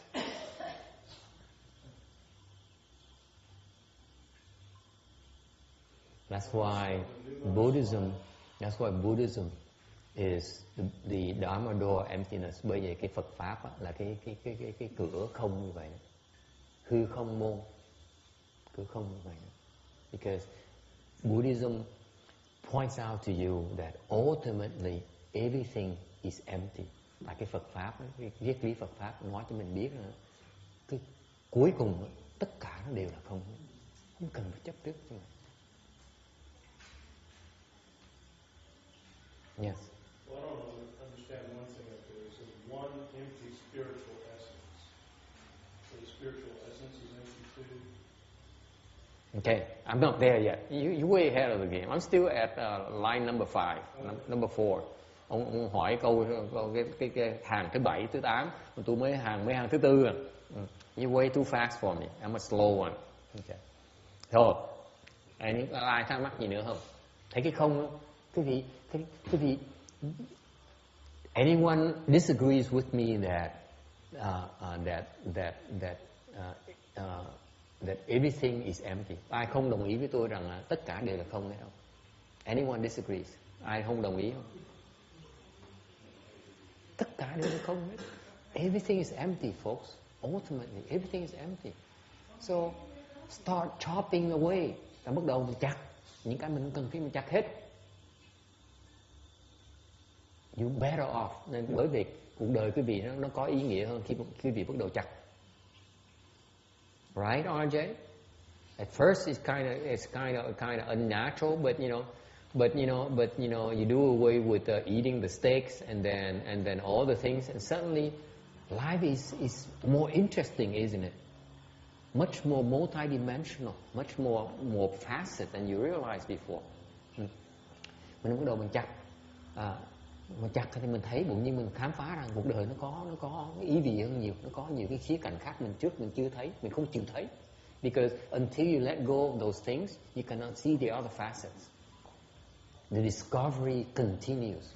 Càng chặt, càng khám phá nhiều cái. Tin không? You believe me? Ai cũng ngu gật hết rồi. Okay, and let's go something easy. Yeah.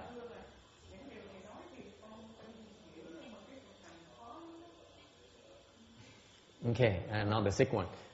Người vẫn bình hòa như thường. She says that what you say I understand, but the execution is very difficult. Okay. Không phải khó, không phải là dễ. It's not neither difficult, neither easy. It's about committing. It's about commitment. Okay?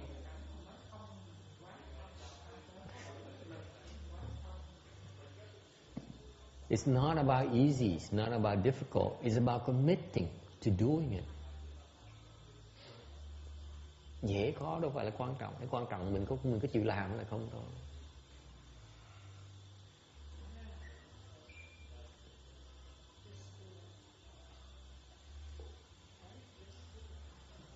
Questions, comments? Tại vì the reality of the thing is that you still have to go home to your husband and your wife. Cái thực tế là mình phải trở về cái gia đình mình chứ, vẫn còn gia đình mình, sao bỏ được? Đấy. Sao không được? The family is not empty. Cái gia đình mình đâu có không đâu. Phải chấp nhận cái đó là thực tế của mình. That's your reality, Roberta. Your family is not empty. But something else is. Nhưng đều có cái khác nó không. So let go of those things first. Cái gì mình chặt được, mình chặt trước. That's the Dharma. Cái pháp nó như vậy, tu nó như vậy. Chặt từ từ. Đừng có nói khó. Don't tell me it's difficult. Cái người mà nói khó là người cái tâm người ta không muốn làm. When you say it's difficult to do, that means that you're not willing to do it. It sounds like to me. You get started, you drop away, you know. You start shedding, bắt đầu mình xả. Okay? Yeah. Okay. Well, she said, when I recite the Buddha's name, is that something or is it empty? Help me out. Okay, quý vị giúp tôi một tí đi. Cô hỏi hạch tôi đó. Sao? Lúc mà niệm Phật á, có là không? Hả? Không có. Có hai.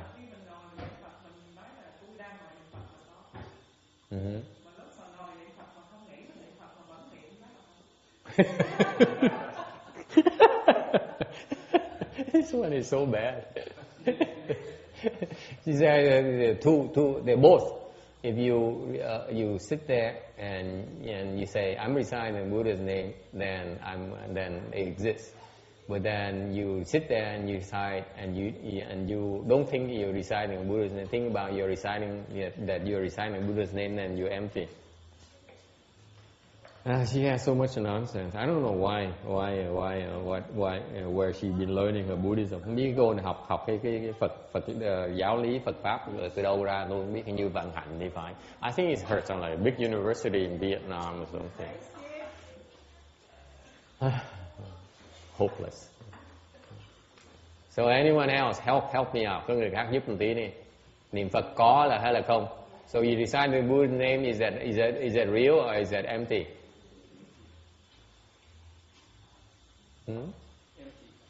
Empty? No, it isn't. Ông nói là không, tôi nói không. Ông không có không, đừng nói tầm bậy. Anyone else? Ai nói khác không? Ai niệm Phật? Anyone recite the Buddha's name? Ai niệm Phật không? Trả lời chứ. Those of you who recite the Buddha's name, okay, speak up. RJ, is it empty or is it? Huh? Just because he drives you today doesn't mean. It's not empty. You're right. It's not empty. Có ai khác? Có người nói không, có người nói có. Tôi nói không phải là không, có người có người nói. Anyone else? Ai có, ai không?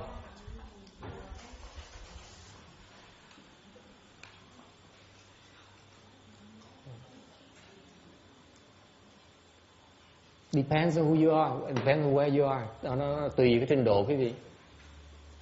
Cái trình độ mà I'm not there yet. I'm about 10 slides away.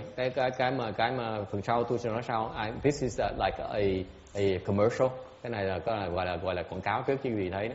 Okay. So when I go to upper grade recitation and slide 46. Okay. Nếu tới cái tấm 46, hiện bây giờ mình mới bấm mấy rồi. Tấm 46 nó nói về cái cảnh giới đó. Okay. Cảnh giới đó là cảnh giới không. Trình độ người ta tới cảnh giới không rồi. Còn mình á, nó còn có xong không được. Where we are today, of course, there's something reciting. Okay. Nhưng điều vì ngày nay mình có, thành trong tương lai mình có hy vọng tới không được. But however, because we have something today, we still have a chance to get the emptiness sometime down the road. And that's the good news. Đầu năm nói chuyện vui. good news on the first day of Lunar New Year. Okay, it's something here today. Some person reciting, but eventually will become empty. Trong tương lai nó sẽ không. I guarantee you.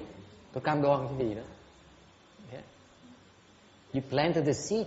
Tại sao tôi dám cam đoan? Tại vì quý vị đang trồng cái nhân trong tương lai nó sẽ thành công. Because you planted the seed, because if you recite the Buddha's name, you plant the seeds for that recitation become empty in the future. Trong chỉ niệm Phật thôi, trong tương lai cái niệm đó nó sẽ thành công. Tôi cam đoan cái gì cái đó. I guarantee you that. Just recite the Buddha's name, it will become empty. Chỉ niệm Phật thôi, nó sẽ không.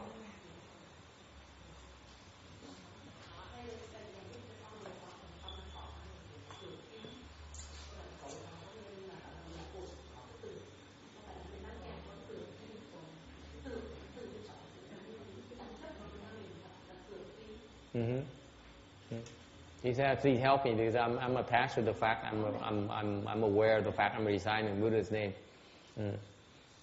Dạy cô rồi mà tại cô không chịu luyện thôi. I taught her already, but she's not willing to do.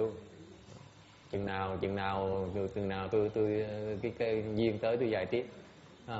I tried to teach her last year, năm ngoái dạy cô rồi mà cô không chịu làm nữa nhé. Bây giờ tới đòi thầy dạy cô để con bị kẹt. Đợi cô hỏi đó, chắc là cô chắc là cái thế giới nó tan rồi. If I wait for her to ask me, everything will be empty by then.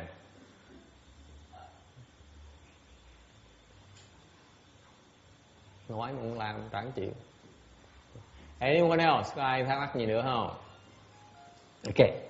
So anyway, the people who recently, mấy người quý vị mới tới đó, tôi đang nói về cái giáo lý Phật giáo mà cái này cao siêu dễ sợ. Nhưng mà this is very high level Buddhist philosophy, but we speak a lot of nonsense. Nói giáo lý rất là cao siêu mà nói chuyện trên đời dưới trăng không, dưới đất không à. So anyway, back to line 5, trở lại cái hàng thứ 5. The ancient say, cổ nhân nói, suddenly the mind arise Amitabha. Cái này họ diễn tả cái cảnh giới này rất là hay. Cái thơ người cái Tàu ta dẫn cái diễn tả mô tả cái cảnh giới này. Suddenly the mind arise Amitabha. Okay. Bỗng nhiên cái tâm niệm nó bỗng nhiên cái niệm nó khởi lên cái niệm A Di Đà Phật. Okay. What it means là cái phần này có nghĩa là sao? Là nó khởi lên tự nhiên, mình không có nghĩ tới mà nó khởi lên. Okay. It arises by itself. You don't think about it. All right? And the ground is level, no wind to create the waves. Yeah.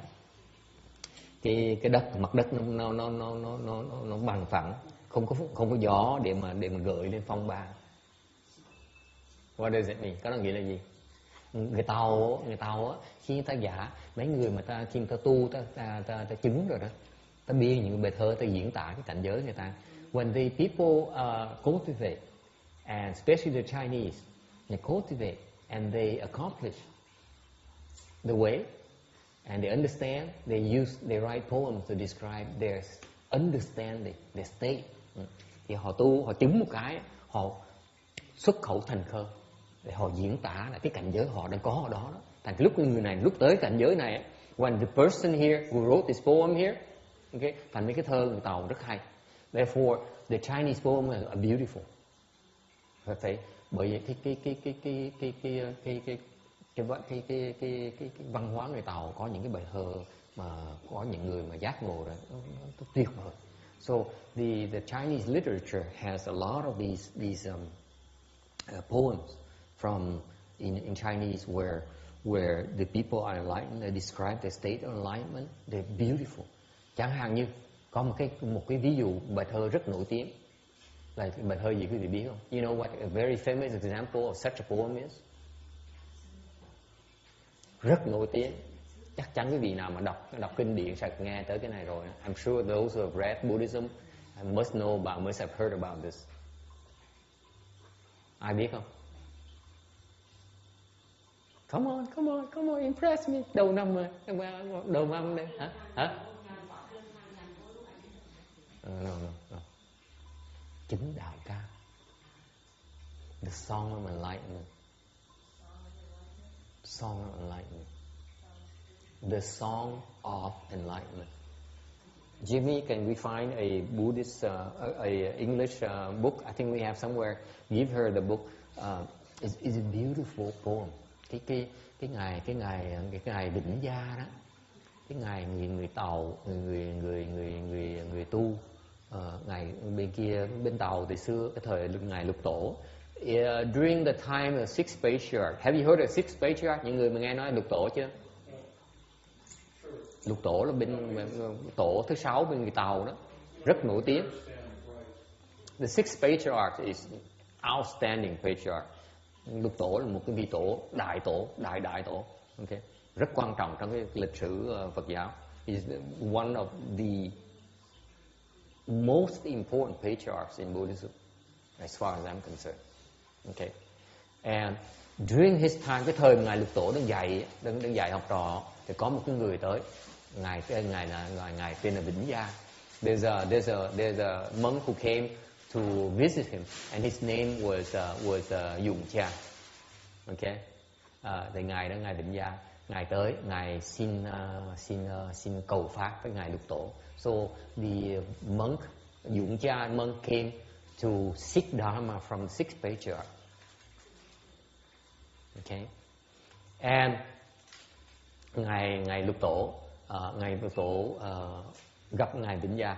So the Six Patriarchs met with Dụng Cha Dharma Master, and within a few exchanges, okay, he certified that Master Dụng Cha was enlightened. Thì ngài Lục Tổ đối qua đối lại với ngài Vĩnh Gia vài câu thôi, ngài chứng nhận rằng ngài Vĩnh Gia là được giác ngộ rồi, là giác ngộ rồi.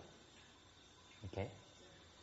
Thì ngài Vĩnh Gia mới làm cái bài thơ để mà dạy gọi là chứng đạo cao. So Master Dụng Cha wrote a poem called The Song of Enlightenment. I highly recommend it. Tôi thích cái bài thơ đó, dễ sợ đó. Actually, it is the true cultivators are supposed to memorize it. Những người mà tu, thực sự tu là phải học. Chân tu phải thuộc lòng cái này. I haven't memorized that because I'm not a true cultivator. Tôi không phải chân tu, là tôi không cần thuộc lòng. Huh? It's a beautiful one. I think we have one in English. I can lend you one. I can bring it next week. It's about, I don't know, it's a thin booklet. It's not that thick in English. It's beautiful. Okay.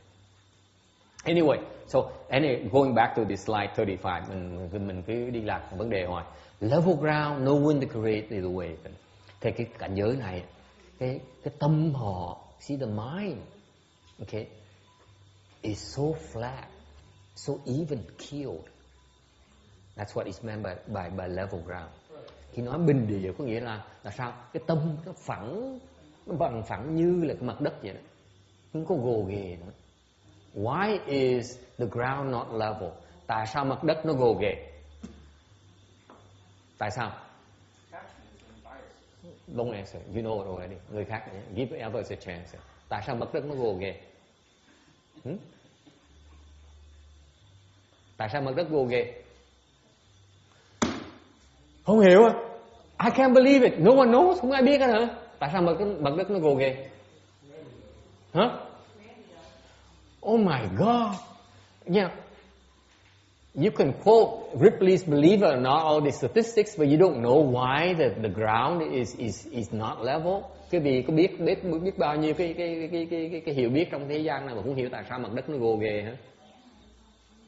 The fundamental truth about our livelihood, and you don't even know why. Cuộc sống mình như vậy quý vị không biết nữa. Tại sao mặt đất nó gồ ghề?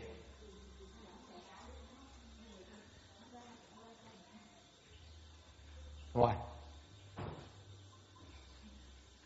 Tại sao cái này nó không gồ ghề? Tại sao cái sàn này nó không gồ ghề? Why is the ground on this Buddha hole not uneven? Why? Why not?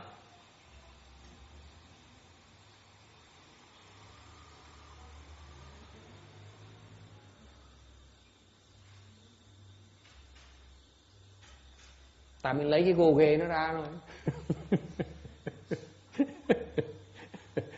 I'm playing with you. Tôi chọc cái gì chơi. Đầu năm tôi phải đi vui chơi một tí. Anyway, the ground is not level because of your thoughts. Cái mặt đất nó không bằng phẳng tại cái tâm mình nó không bằng phẳng. Mình có nhiều tư tưởng quá, nó chạy lòn xần ngầu, thành mặt đất nó gồ ghề. You buy that? Quý vị tin được không? Quý vị có biết không? It is the truth. It is the truth. You read. Okay, I don't have time to prove it to you, but if you read the Surangama Sutra, we explain that. Đọc cái kinh Lăng Nghiêm á, dạng cái này là mặt đất nó gồ ghề là tại vì cái tâm mình không được bằng phẳng. Okay? I know you don't believe me. That's why I have to quote the Surangama Sutra because it's explained there. Quý vị không tin tôi là bắt con mà còn miệng còn hôi sữa sao tin được? Đọc cái kinh Lăng Nghiêm này nó giảng, kinh nó sẽ giảng cái phần này.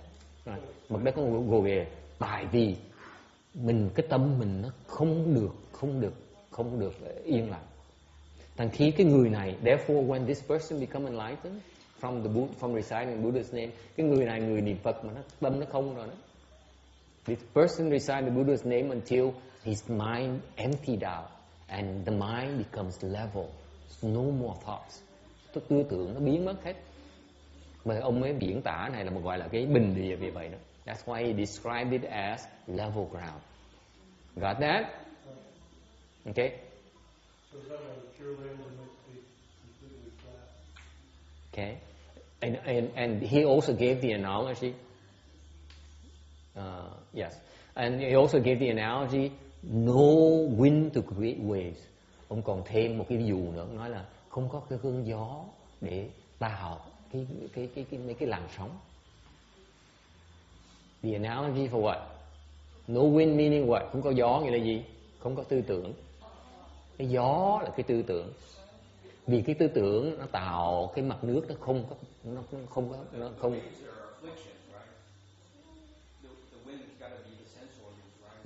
That's a different analogy. This is an entirely different analogy. I'm explaining to you, trying to explain to you this poem here, where this person recites the Buddha's name to the point where his mind became empty. He became enlightened to this Dharma door, and he wrote this poem to describe his state. Cái người này, người tu hành, this is a treat, guys. You guys don't realize what a treat it is for first day of Lunar Year. Đầu năm là quý vị biết cái quý đó, nghe được cái bài thơ mọi người mình niệm Phật tới cái trạng thái mà ta giác ngộ luôn. Người ta diễn tả được cái trạng thái ra cho mình nghe. Nó quý như vậy đó. You're being exposed, you're getting a glimpse of the state of the person who made it in cultivation. Mà tu, ta thành công rồi, ta thấy được cái đó. Ta diễn tả cho mình thấy. Ok? Khi mà tới cái trạng thái này, nó không còn gió, thành cái mặt nước nó bằng phẳng. Thì cái gió nó ví dụ cho cái tư tưởng mình nó không gợi lên nữa. So the wind here is the analogy for the thoughts in your mind. Your mind no longer gives rise to thoughts. Cái tâm mình nó không còn suy nghĩ nữa. Okay? Amy is giggling. Cái cô thầy giáo tiếng Tàu tôi cô tủm tỉm cô cười. Có ai không có tư tưởng trong tâm không? Anyone has put a stop to all the thought, the thinking in your mind? Niệm Phật sẽ tới đó được. You recite the Buddha's name, you get there. Nó hay như vậy đó. Ý niệm Phật sẽ tới đó.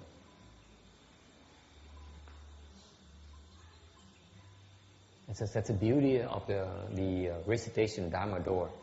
You recite the Buddha's name, you get there. You see this state here, where no thought arises. Không có tư tưởng nó gợi nữa. Okay.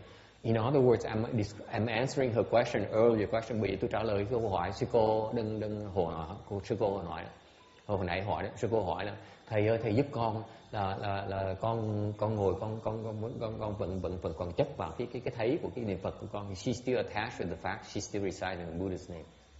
Okay? Tiếp tục niệm sẽ hết. You keep on reciting and goes away. Cái thấy đó chỉ tạm thời thôi.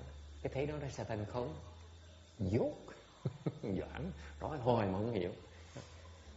I explained to her that when she sees herself reciting in Buddha's name, it's only temporary. That too will become empty if she keeps on reciting. Isn't that beautiful? Thấy tu nó vui dễ sợ, thấy nó tuyệt vời dễ sợ. Làm tiếp, thấy, nhưng mà cứ làm tiếp như thế. So you see, whatever you see, you keep going anyway.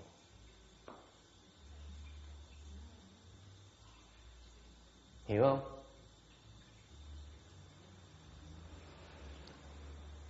Well, there's hope after all. Anyway, tiếp tục.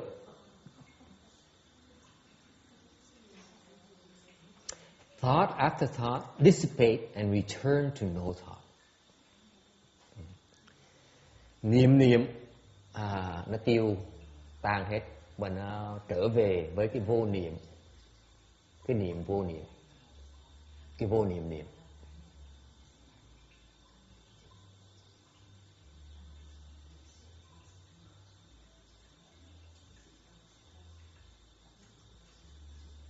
Okay.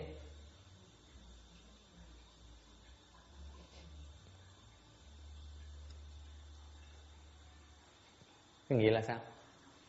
Có nghĩa là nó dậy lên,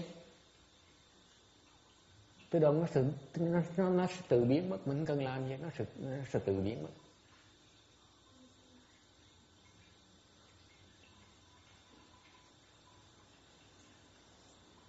It means that if thought arises, they disappear by themselves. He doesn't do anything. Hoàn toàn không làm cái gì hết.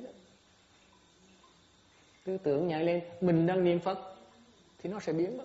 Mình không cần làm gì hết. Kinh hoàng không?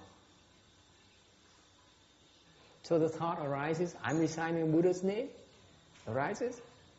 It will die by itself. You don't need to do anything. Huh? That is power. Đó là thế lực.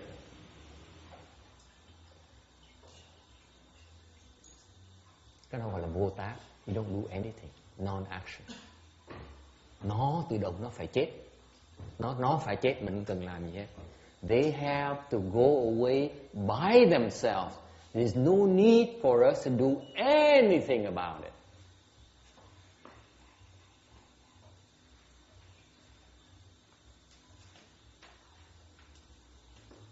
Easy, right? Dễ quá ha.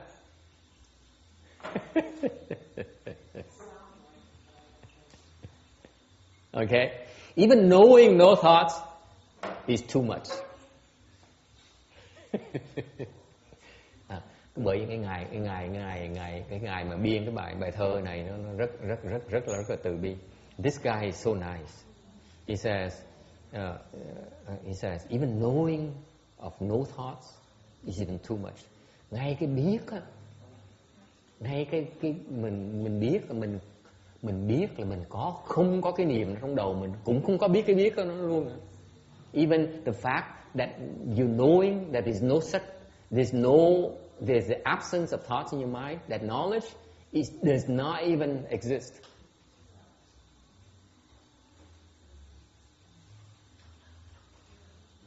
Hay không? Isn't it beautiful? Thích thú không? Trời ơi, đầu năm nghe là pháp đại thừa. This is Mahayana. If you understand this, you made it. Quý vị nghe mà hiểu được cái này là quý vị tu thành đạo rồi đó. Đắc đạo rồi. I guarantee you. Okay? Okay. Isn't it wonderful? I'm so happy. It's funny how the first day of I didn't plan to spend this much time talking about this. Cái duyên tức cười lắm. Tại cái phần này, cái phần lý thuyết nó cao siêu dễ sợ lắm. Mà mình đầu năm là mình nhất là mấy cái gì mới tới nữa, không có tiền nói giảng quá sâu đi, theo không kịp.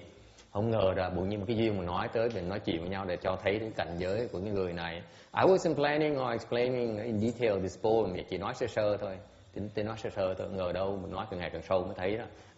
Là cái ý này và cho người ta thấy rằng, cho mình thấy rằng là có những cái cảnh giới nữa nó như vậy đó. Okay. This is a beauty. The beauty in this is that it describes so accurately the state when you get there. Khi mình tới cái cảnh giới này, nó như vậy đó. Nếu mà đi ngược lại cái này là mình chưa tới cảnh giới đó. In other words, if you do not meet all these requirements, then you're not there yet.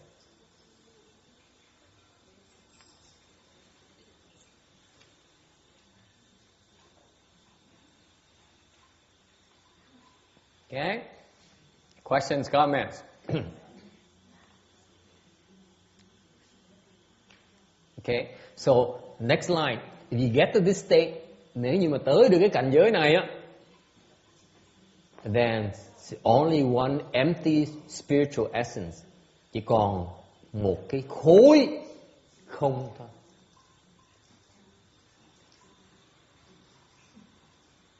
Okay? And then you understand everything. Lúc mà tới cảnh giới này á, cái huệ nó thiệt sự nó mới phát ra.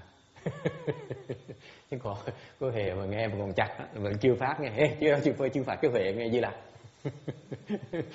Nghe mà còn nói để phát huệ ra là mà chưa phát huệ nghe. Bộ như cái này không còn gì hết á. Bộ như cái đó nó huệ tự động mở ra.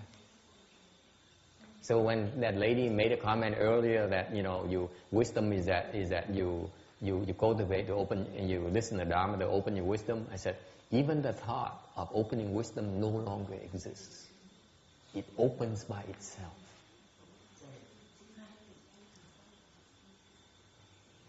And you become one. Lúc đó mình thành one empty spiritual essence. Cái nhất phiến không linh nghĩa là gì? Thì biết cái đó là gì không? I stop here because it's too much. It is way too deep for me. Cái này nó sâu xa quá, tôi chịu không nổi, tôi hết, cái khói nó bốc trên đầu rồi. Okay, I'm going. I can't take this much longer. So what is this empty spiritual essence? Cái nhất phiến không linh là cái gì? What is it? The spiritual essence without attachment. What is it? That is your Buddha nature. Cái đó là cái Phật tánh của mình.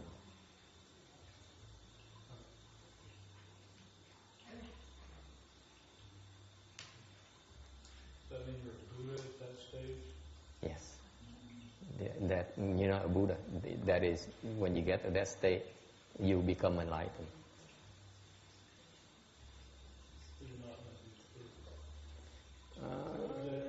Quite a ways. Ông ngoại thành Phật chưa? Tôi nói Phật chưa? Tôi nói đó chưa, còn lâu lắm em. It's still quite a ways from Buddhahood.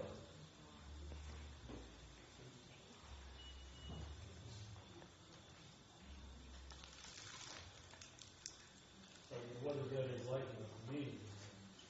Huh? What does that enlightenment mean? What good is it? Enlightenment? Well, when you get there, then you know what it is. Ngoài vậy chứ, về giác ngộ là gì? Tôi nói chừng nào không tới đâu nó biết ngay. Hỏi trước làm gì? There's no sense in talking about it. Okay? Can we have a happy ending today? And say, today I know what it's like to be enlightened. Ngày nay quý vị nói tới chùa, ngày nay ông thầy cũng nói là cái giác ngộ nó dễ sợ lắm. Không nó dễ, giác ngộ dễ sợ. Emptiness is easy, enlightenment is easy. Now I know everything about emptiness and enlightenment. Ngày nay quý vị tới chùa đã biết hết tất cả, cần gì phải biết về cái không, về cái giác ngộ. Okay? Buddhism is very simple. Phật giáo dễ lắm, không có gì khó đâu. Okay, we end here today and transfer the merit and virtue for rebirth. Ở đây chúng tôi thường ngừng lại, xong rồi hồi hướng công đức cho giúp mấy người vãng sanh. Okay, any final question? Có ai thắc mắc gì cuối cùng không? Trước khi mình chấm dứt không? Everyone is so eager to get out of here, so let's get out of here. Mình hồi hướng xong mình chạy, mình dọt.